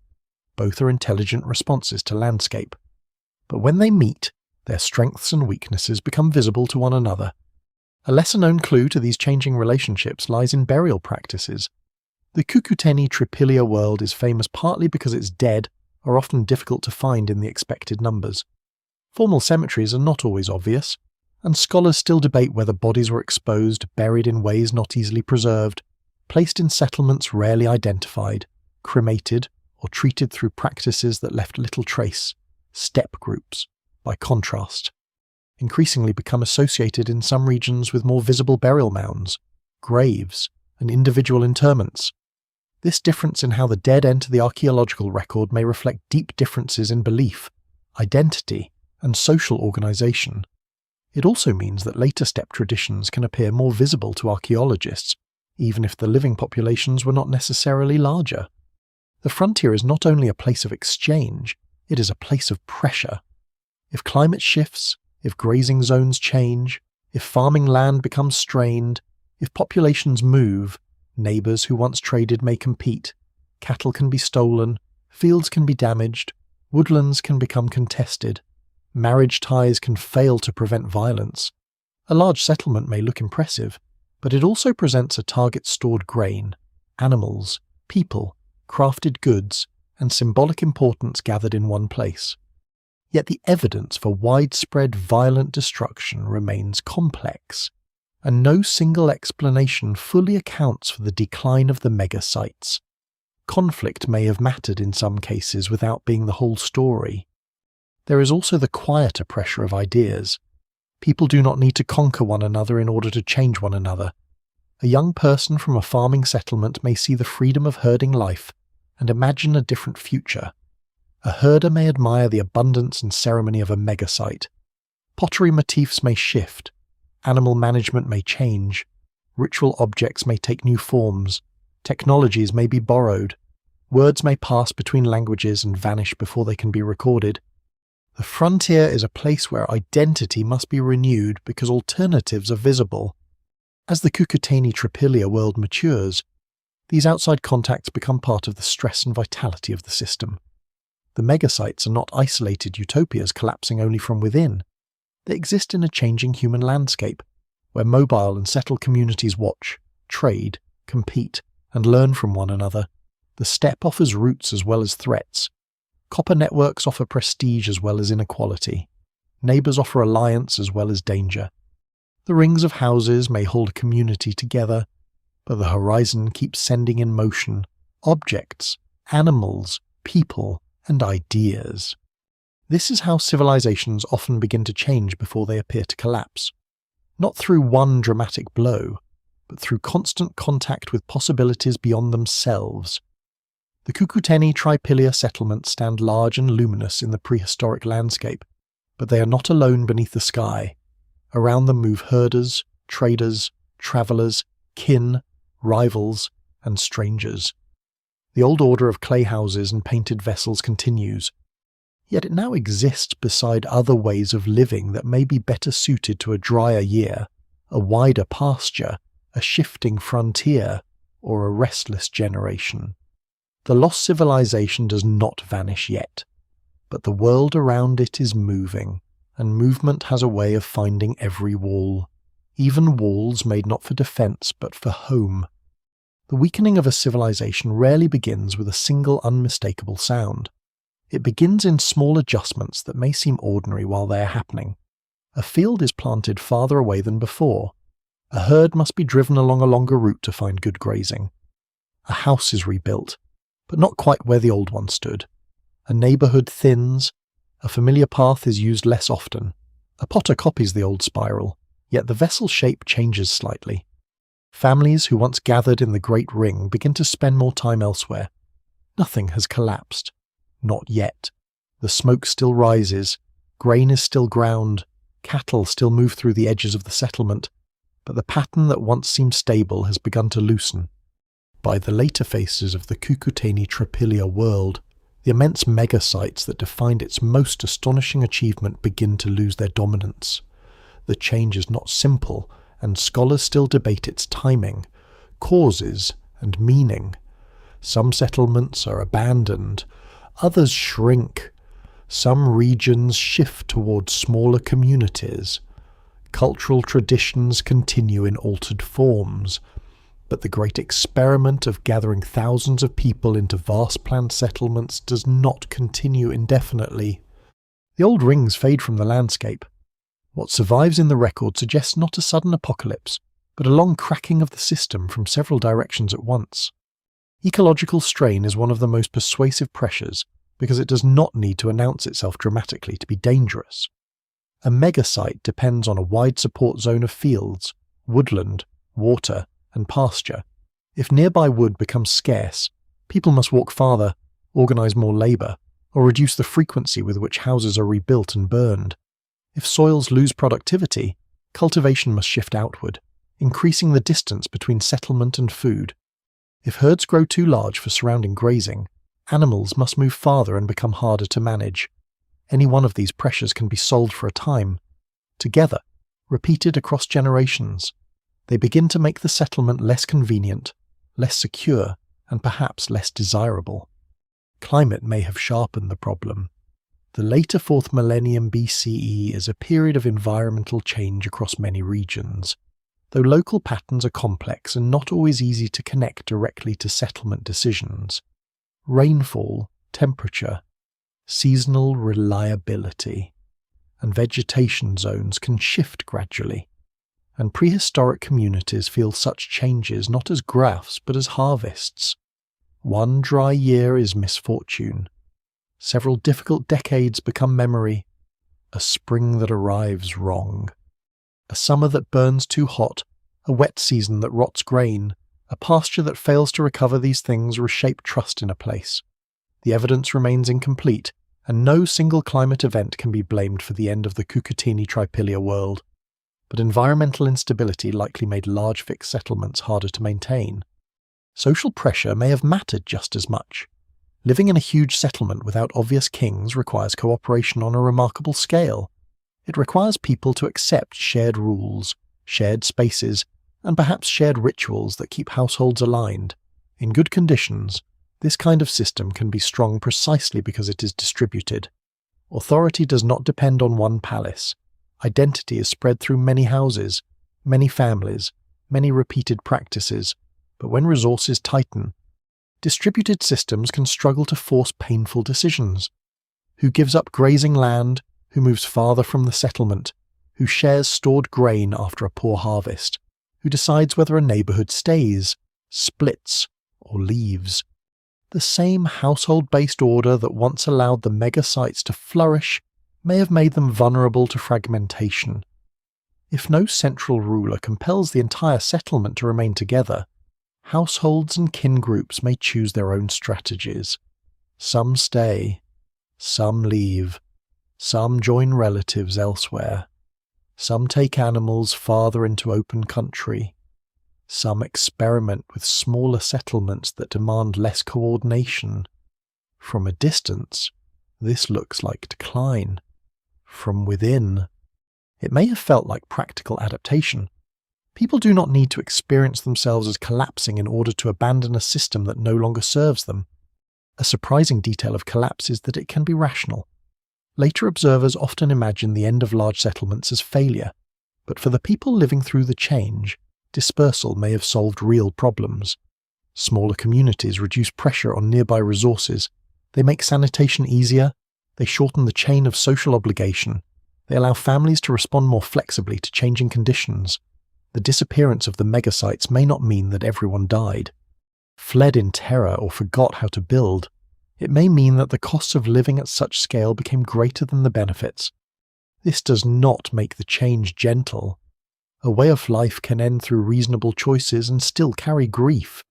The great settlements were not only practical arrangements, they were places of memory, ceremony, identity, and belonging. To leave them was to step away from the ring of houses, from the burned foundations of ancestors, from paths walked since childhood, from communal spaces where feasts and rituals may have bound people together. A family moving to a smaller settlement might gain freedom and better access to resources, but lose the deep social world that made the megasite meaningful. Material culture reflects this slow transformation in ways that are subtle and contested. Pottery styles shift. Settlement patterns change. House forms and symbolic practices continue in some places while fading in others. Contacts with steppe communities and neighbouring groups intensify or take new forms.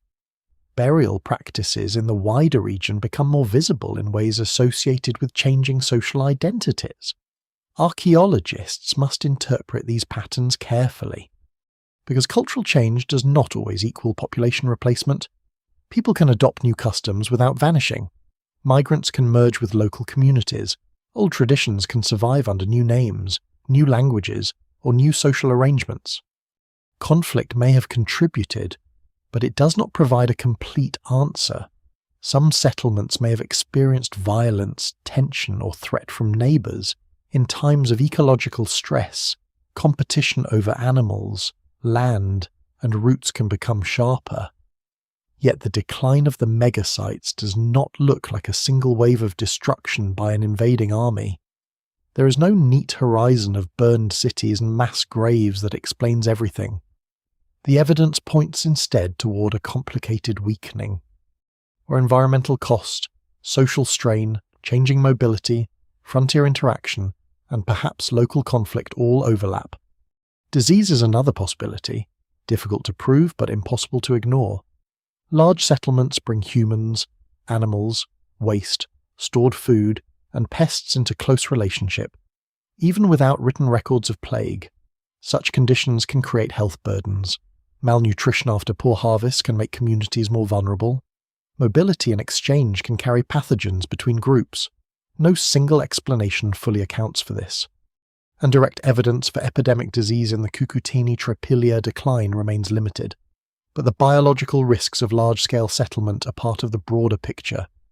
The slow cracking of the system is therefore not one story but many stories braided together. A climate shift does not destroy a settlement by itself. A shortage of wood does not end a civilization overnight. A social disagreement does not empty hundreds of houses unless other pressures make leaving possible or necessary. But when each strain reinforces the others, the old pattern begins to fail. The rings that once gathered people into a great collective body become harder to maintain. The settlement that once promised strength begins to demand too much. And so the first great experiment before kingdoms enters its uncertain dusk. The houses still burn, but perhaps fewer are rebuilt. The pottery is still painted, but the world around it is changing. The great open spaces within the settlements no longer hold the same future. People carry skills, animals, memories, and symbols outward into smaller places and new relationships. The civilization does not fall with a final scream.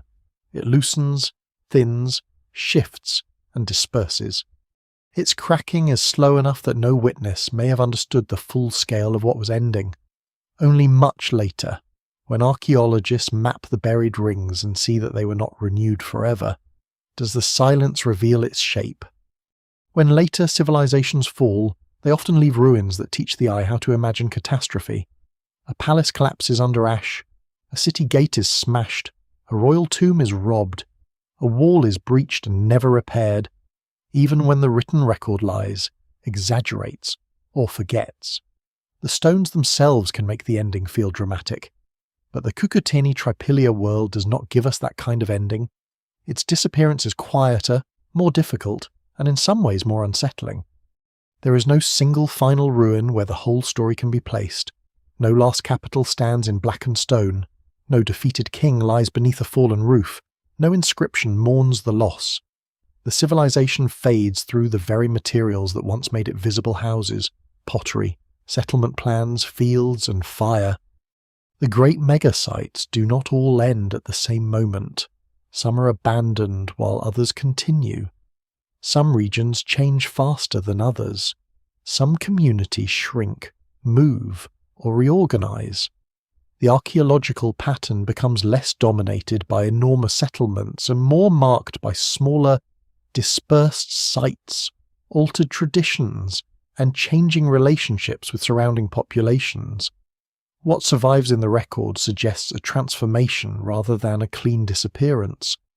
People did not simply vanish from the land. Bodies did not dissolve into air. Skills were not instantly forgotten. Instead, the cultural system that had once produced vast ringed settlements, painted pottery traditions, and repeated house-burning practices gradually lost its coherence. This kind of ending is hard to narrate because it resists the human desire for a single cause. A volcano is easier to understand. An invasion is easier to picture. A drought with a date attached gives the mind something to hold. But many real collapses are not single events. They are thresholds crossed slowly. A settlement is abandoned not because one disaster destroys everything, but because year after year the reasons to stay become weaker than the reasons to leave. One household moves. Then another. A neighborhood no longer rebuilds. A communal place is used less often. A field system shifts. A style of pottery continues, but in a changed form. A ritual is remembered by some, altered by others, and eventually becomes something that no longer points clearly back to its origin. The disappearance of the megasites may have looked, to the people living through it, like a series of practical decisions. A family joins relatives in a smaller settlement closer to better pasture. Another moves toward a river corridor where exchange is easier. Another follows herds farther into open land. Another remains near the old settlement but no longer rebuilds in the same pattern. These decisions may have been shaped by stress, fear, opportunity, marriage, conflict, hunger, ambition, or simple fatigue. No single explanation fully accounts for them, because no single household would have experienced the end in exactly the same way. The strangest part is that the people may not have thought of themselves as the last members of a civilization. That phrase belongs to us, looking backward. To them, life continued. Children were born. Animals needed water. Grain still had to be ground. Broken pots still had to be replaced. Old people still carried memories of places that younger people knew only as abandoned ground. The end of a culture can feel, from within, like continuity. The old ways bend. They do not announce that they are ending. They become family habit, local custom, a remembered design painted less often, a story about a former settlement whose burned clay still lies beneath grass. This is why the word vanished must be used carefully. The Cucuteni Trapilia world vanished as a distinctive archaeological pattern, but the people themselves were almost certainly absorbed into later communities, mixed with neighbours, changed their ways of life, and contributed to the human landscape that followed. Their descendants may have spoken different languages, used different pottery, buried their dead differently, or organised settlements in new forms. Archaeology can track material culture, but human identity is more fluid than pottery style. A change in objects does not always mean a change in blood, and a change in population does not always erase memory at once. The evidence remains incomplete, but the most responsible picture is one of transformation, mixture, and dispersal rather than total annihilation. The abandoned megasites would have remained visible for a time, even if their walls no longer stood. Burned clay fragments scattered across the surface. Low mounds may have marked former houses. Darker soil may have shown where people once lived densely. Paths faded, but not immediately. Trees and grasses returned. Animals moved through spaces once crowded with human voices. Later, people may have known these places as old grounds, strange grounds, ancestral grounds, or simply useful land. Without writing, we cannot know whether stories survived around them, but it is hard to imagine that such enormous settlements disappeared from memory the moment they were left behind. In some places, later communities may have reused the land without understanding its full past. A field can be ploughed over a city no one remembers. A shepherd can walk across a buried house without knowing that its walls were once painted by fire. A village can grow near a vanished megasite and treat the red fragments in the soil as ordinary stones. Time does not erase everything at once. It domesticates ruins. It turns mystery into background. It lets the extraordinary become part of the landscape until only archaeology makes it strange again. The lack of a single ruin also changes the emotional shape of the story. There is no final night when all the houses burn together, no dramatic last defence, no single cry across the steppe. Instead, there is a long emptying. The great rings lose their people. The communal spaces fall silent. The ovens cool. The painted vessels break and are not replaced in quite the same way. The rules that once ordered neighbourhoods no longer gather enough people to matter. The civilization that had come so close to urban life before kings does not become a state. It does not harden into monarchy. It does not build walls of stone and force itself into permanence. It releases itself into smaller futures. This release may have been one of the reasons it left such a difficult legacy. Later kingdoms survive in memory partly because they concentrate power into forms that are easy to find. They build monuments, write names, and bury elites in ways that demand attention. The Cucutini Tripilia world, by contrast, had placed much of its meaning in houses, repeated practices, and shared visual traditions. When those practices changed, memory became harder to anchor. A palace can remain after a king is forgotten. A house-based civilization loses its visible body when households disperse. Yet disappearance is not the same as failure. The megasites endured long enough to prove that large-scale life could be organized differently. They showed that thousands of people could gather without leaving obvious kings behind. They created a painted and built world whose traces still force scholars to reconsider the roots of civilization. Their ending may even reveal intelligence rather than collapse alone. When a system becomes too costly, dispersal can be survival. The tragedy is that survival often looks like disappearance to those who come later. So the lost civilization vanishes without offering a single ruin to mourn. It leaves instead a pattern of absence spread across fields, river valleys, and buried magnetic traces. Its ending is not a broken monument, but a thinning signal. The houses stop appearing in great rings. The fires no longer preserve the same kind of settlement. The symbols drift beyond recognition. The people continue, but the world they made together dissolves.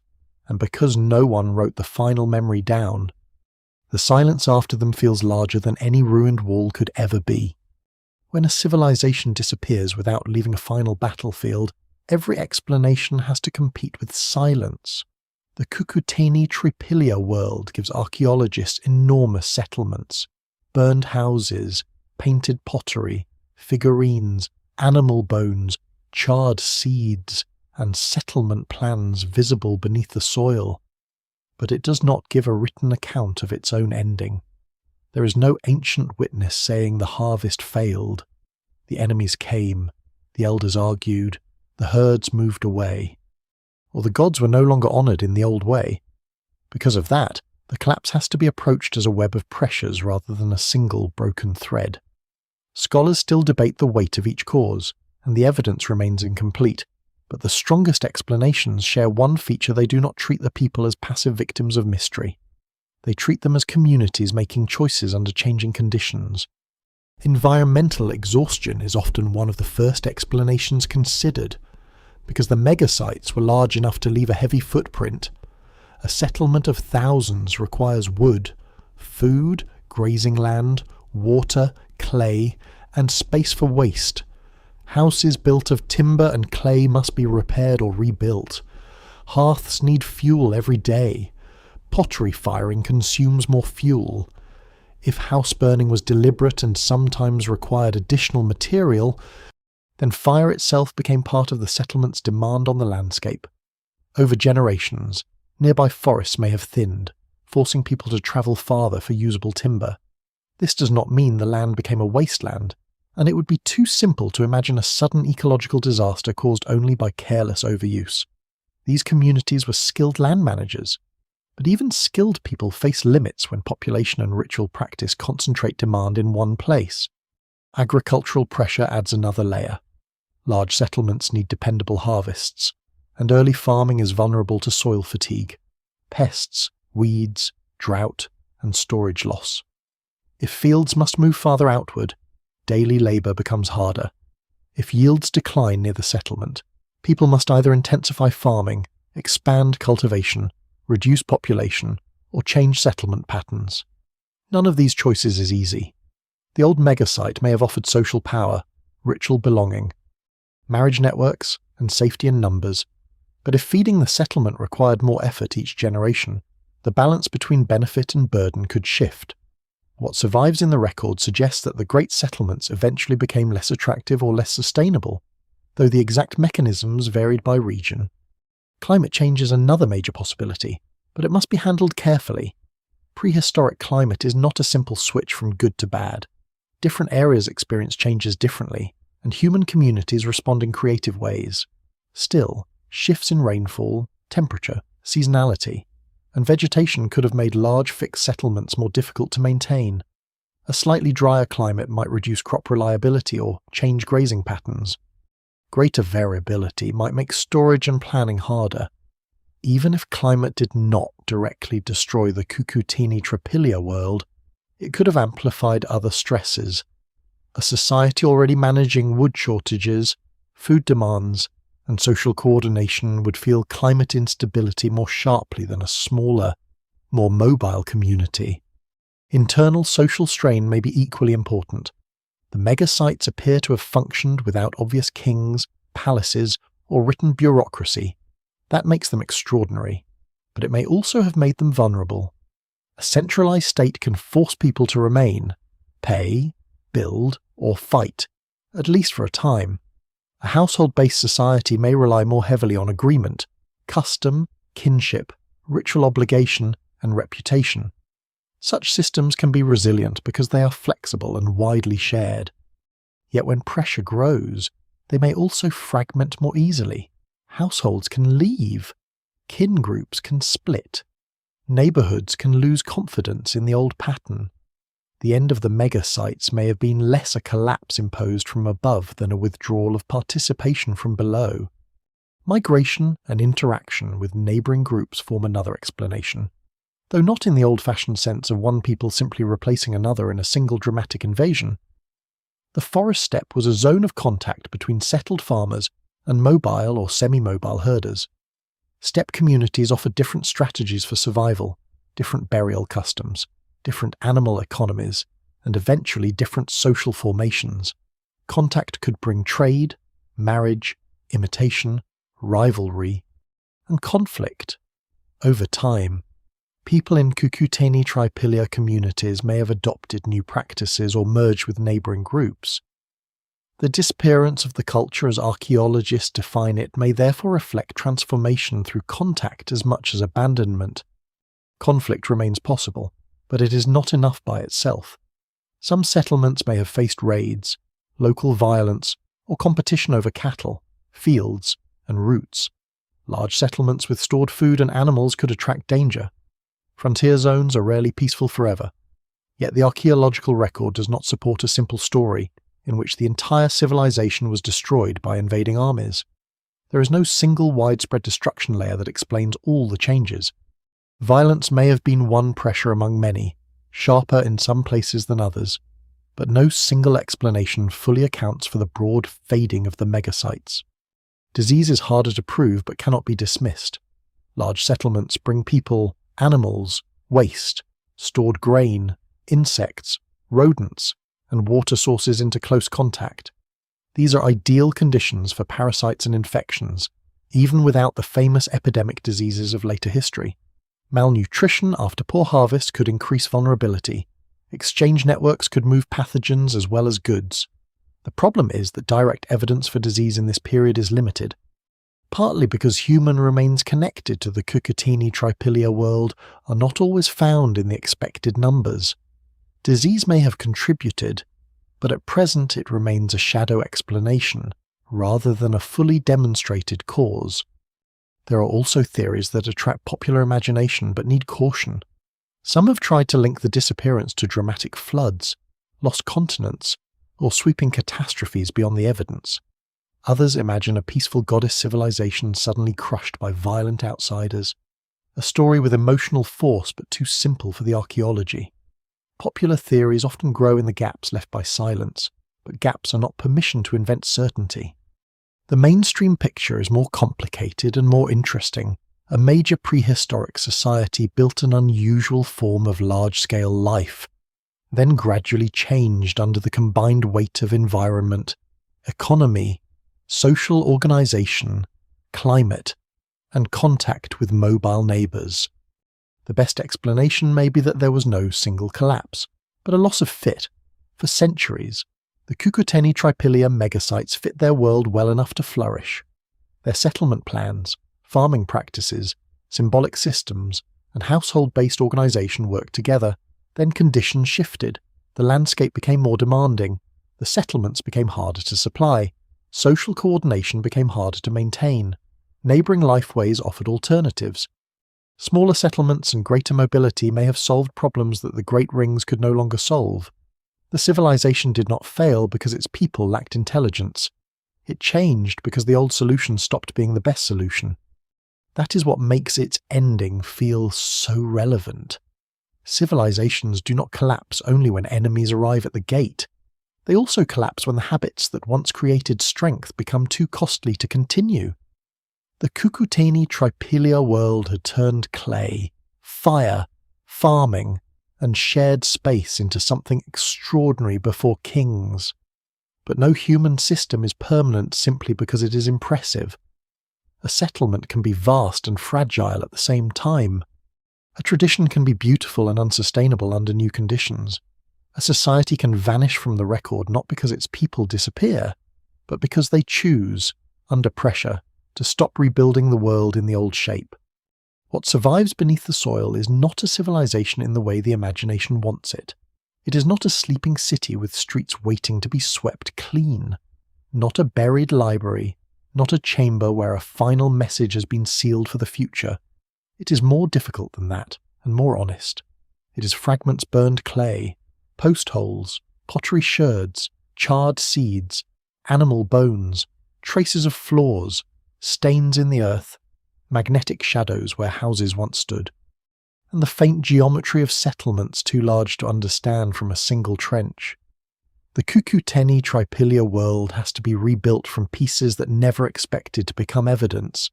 Its people did not design their houses so distant scholars could read them. Yet every broken wall and discarded vessel now becomes part of the only record that remains. For a long time, the scale of this lost world was hard to grasp. Excavation is intimate, slow, and local. A trench can reveal a house, a hearth, a floor, a cluster of vessels, a patch of burned daub. It can show how clay collapsed, where an oven stood, how a wall was built, where seeds were charred, where tools fell or were placed. But a trench is a narrow window. When settlements cover hundreds of hectares, excavation alone is like trying to understand a forest by kneeling beside one root. The great breakthrough came when archaeologists began using survey methods that could read what lay beneath fields without digging everything up. Magnetometry changed the story, because many Cucuteni Tripelia houses were burned at high temperatures. Their clay-rich remains often differ magnetically from the surrounding soil. Instruments pulled or carried across the surface can detect those differences and translate them into images. Suddenly, what looks like an ordinary field becomes a map of vanished architecture. House after house appears as a dark shape. Rows curve, rings emerge, open spaces become visible. At sites such as Majdanecka, Talianki, and Nebelivka, these surveys revealed settlement plans of astonishing size and order. A civilization that had hidden itself underground became visible not through monuments, but through invisible signals left by fire. This is one of the lesser-known wonders of the subject. Some of the most important evidence for these prehistoric megasites is not seen directly with the eye at all. It is measured.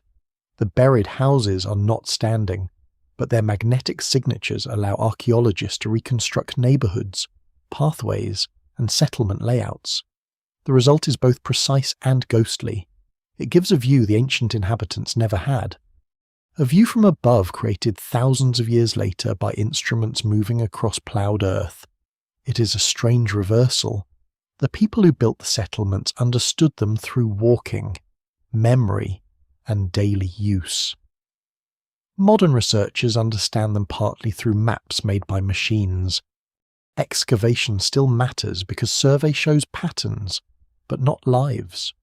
A magnetic rectangle may be a house, but only digging can reveal how it was built, how it burned, what objects remained, and what activities took place inside. Burned daub fragments can preserve impressions of wooden beams, reeds, woven branches, and construction techniques. Sometimes the clay carries the negative image of the materials that vanished, like a cast of a lost wall. Floors can contain crushed pottery, ash, tools. And food remains. Ovens reveal heating practices. Storage vessels suggest planning and household economy. Figurines and unusual deposits hint at symbolic behaviour, though the evidence remains incomplete and must be interpreted carefully. Animal bones bring the settlement back into motion. Cattle bones suggest herds, traction, meat, milk, hides, and social wealth. Sheep, goats, pigs, wild animals, fish, and birds appear in different patterns depending on site and context. Cut marks show butchery. Age profiles can suggest whether animals were kept for meat, milk, labour, or reproduction. Burn marks show cooking or disposal.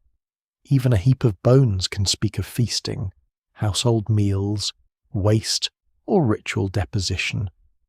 Though no single explanation fully accounts for every deposit. Through these remains, the lost civilization stops being only painted pottery and becomes a world of animals breathing, feeding, dying, and sustaining human communities. Charred seeds are smaller but just as important.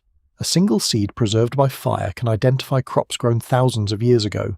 Wheat, barley, peas, lentils, and other plant remains help reconstruct diet, farming strategies, storage, and the surrounding environment. Pollen and phytolith, where preserved and studied, can add clues about vegetation and land use.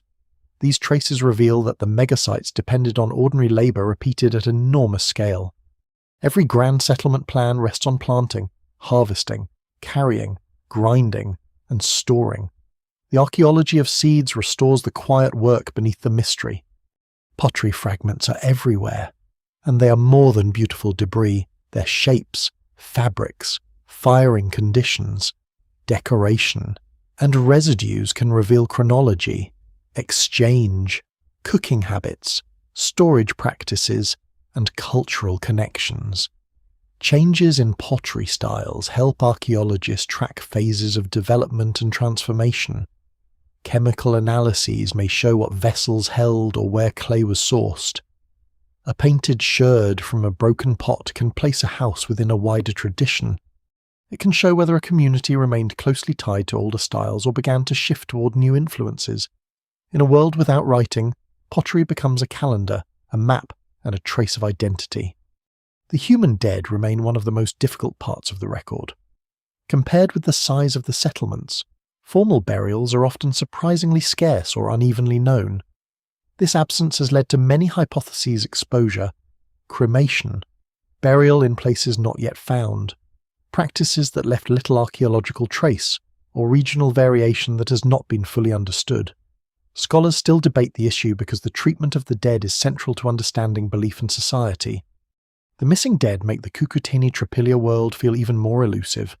Houses are visible, pots are abundant, symbols survive, but the bodies of many who lived in the great settlements do not appear where one might expect them. Modern research therefore works by layering evidence. Magnetometry gives the plan, excavation gives the house, microscopic analysis gives seeds, residues, pigments, and useware. Radiocarbon dating gives time ranges. Experimental archaeology tests how houses might burn and how much fuel is required. Environmental studies reconstruct woodland, climate, and land pressure. Comparative anthropology offers possible models, though never exact answers. Each method corrects the others. A beautiful theory about ritual burning must face the physics of heat. A theory about dense urban population must face food supply and waste. A theory about equality must face differences between houses and objects. The lost civilization is not recovered by imagination alone, but by disciplined patience. And still, after all this, uncertainty remains. Archaeology can show that a building burned. It cannot always show whether the people watching felt grief, satisfaction, fear, or relief. It can show that a settlement was planned. It cannot name the people who planned it. It can show that symbols were repeated. It cannot translate them. It can show that the megasites faded. It cannot follow every family that left. What survives beneath the soil is powerful, but partial. The record is not silent because it has nothing to say. It is silent because its language is material, broken, and slow. Yet the fragments are enough to change the story of early civilization. They reveal a world that once seemed almost invisible, enormous settlements before kings, complex life without obvious palaces, symbolic richness without readable writing, collapse without a single ruin. Beneath ordinary fields, the buried plans still wait. Every survey line, every sherd, every seed, every animal bone adds another faint stroke to the portrait. The people remain unnamed, but not entirely lost. Their civilization survives as a pattern in the ground, and the more carefully that ground is read, the harder it becomes to believe that history began only when kings learned to write their names. The legacy of the Cucuteni Tripilia world is not a monument one can stand before its sunset. It is not a pyramid cutting the horizon, not a ziggurat rising from a plain, not a palace wall carved with a ruler's victories. Its legacy is quieter and more unsettling. It lies in the possibility that human beings once built a vast and complex way of life before the usual signs of civilization appeared, and then let it go. Before kingdoms made power visible, before writing fixed names into clay, before rulers learned to turn memory into propaganda, these people gathered by the thousands, arranged their houses in great patterns, painted their vessels with symbols, burned their homes in acts whose meaning is still debated, and showed that the road from village to city was never as narrow as later history makes it seem. This matters because the story of civilization is often told as if it has only one proper direction. First come villages, then towns, then cities, then kings, then states, then armies, laws, writing, taxes, monuments, and empire. The line is familiar because it fits the places that left the loudest records: Egypt, Mesopotamia, the Indus world, China, Mesoamerica, and others teach us much about how states form and how power concentrates. But the Cucuteni Tripilia megasites reveal something different scale without obvious monarchy, settlement planning without readable bureaucracy, shared symbolic life without known script, an urban-like density without the permanent institutions normally expected to follow. They are a reminder that early human complexity was not a ladder with one inevitable top. It was a landscape of experiments. The first great lesson is that cities, or places very close to cities, did not have to begin as royal projects. The megasites of the forest steppe were built from households, house after house, oven after oven, vessel after vessel, neighbourhood after neighbourhood. The settlement grew through repetition. If authority existed, it may have been distributed through kinship, ritual, councils, elders, seasonal gatherings, influential households, or customs that left no throne behind. Scholars still debate the details, but the absence of obvious palaces forces the question how many other early experiments in collective life have been missed because archaeologists were trained to look for kings. The second lesson is that equality, or at least resistance to extreme hierarchy, may be compatible with impressive scale for a time. This does not mean the Cucuteni Tripilia world was perfectly equal, peaceful, or harmonious. No human society of thousands can be imagined without tension, ambition, jealousy, obligation, and conflict. Some people surely had more influence than others. Some households may have been richer, better connected, or ritually important. Yet the material record does not display the dramatic elite domination seen in many later states. That makes the society valuable not as a utopia, but as evidence that early complexity could take forms that do not fit the familiar pattern of rulers above and labourers below. The third lesson is more sobering. A society can be sophisticated and still fragile.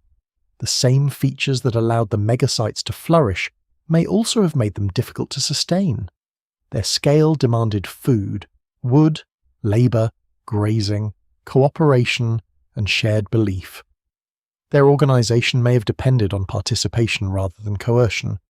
Their rituals may have held people together, but rituals require conviction. Their households form the strength of the system. But households can also leave. No single explanation fully accounts for the decline, Yet the broad picture suggests that complexity without kings was not immune to environmental pressure, social strain, changing neighbours, or the slow cost of success. This is where their disappearance becomes part of their legacy. They did not fail in the simple sense of being destroyed by inferiority or ignorance. They lived for centuries within a system that worked until it no longer did. When conditions changed, the people changed too. They dispersed, adapted, merged, moved, and carried pieces of their world forward in altered forms. To archaeology, the old pattern vanished. To the people themselves, life may have continued through new settlements. New customs, new alliances, new languages, and new ways of remembering. The end of a civilization is not always the end of its people. Sometimes it is the end of a shared arrangement of space, meaning, and obligation. The Cucuteni Tripilia story also changes how we think about memory. Later kingdoms often try to control memory by carving it into durable things. They announce rulers, victories, gods, and laws. They make the past official. But this earlier civilization placed much of its memory in perishable or hidden forms, houses of wood and clay, vessels used in daily life, symbolic objects handled in domestic spaces, settlement plans visible only in their full form from a perspective no human then possessed. Their memory was not designed for us. It belonged to the living community. When that community changed, the key to the memory was lost. And yet the loss was not complete. The burned houses kept their shapes. The painted pottery kept its motion. The figurines kept their gestures. The soil kept the magnetic scars of fire. The seeds and bones kept the ordinary facts of hunger, work, animals, and fields. What survives in the record suggests that this was a society deeply concerned with pattern, renewal, and belonging. It may not tell us its myths, but it shows us where people placed value in houses, in repeated forms, in clay transformed by hand and flame, in settlements large enough to challenge our assumptions about what prehistoric life could be. Their legacy before history begins is therefore not an answer, but a widening of the question. What is civilization if it does not leave kings? What is a city if it has no palace?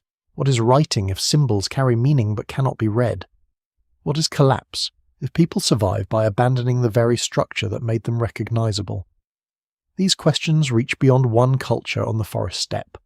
They touch the deeper story of humanity, because again and again people have gathered, built, organized, strained the land, created beauty, faced limits, and changed before their own names could be preserved.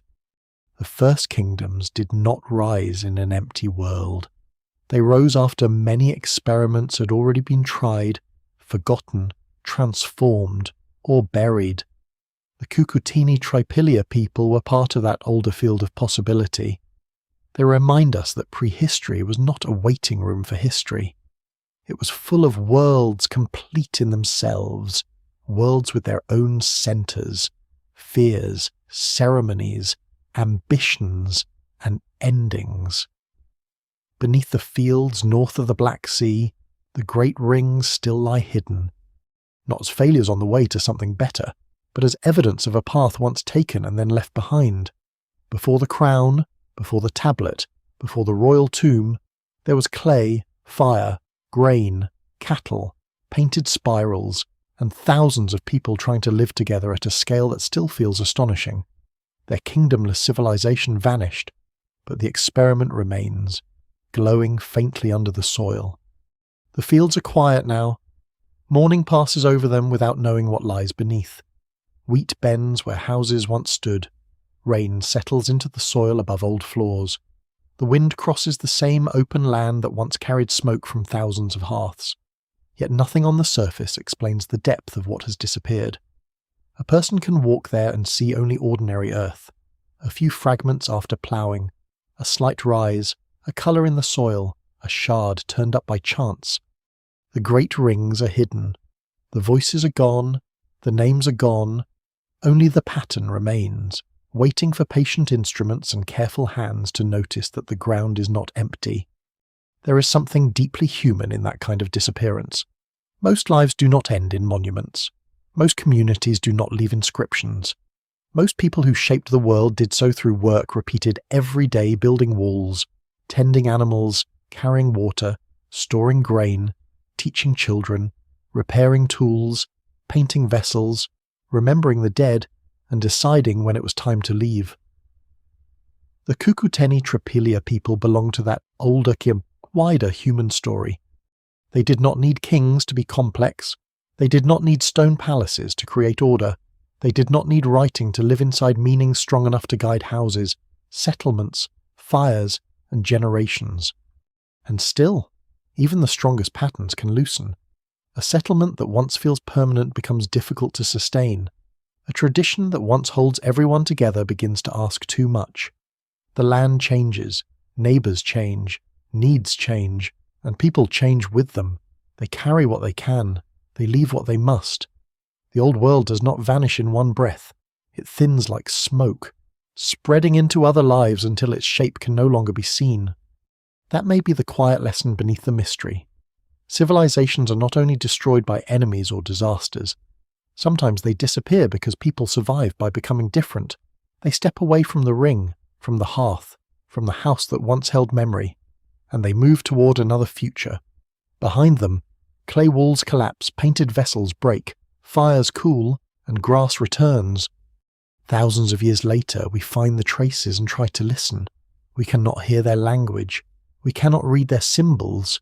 We cannot stand inside their ceremonies with certainty. But we can see that they were here, and that for a long time they built something remarkable under the wide sky before kingdoms. Beneath the quiet fields, the lost civilization remains not as a ruin above the earth, but as a hidden ember below it, still warm enough to change how we imagine the beginning of history.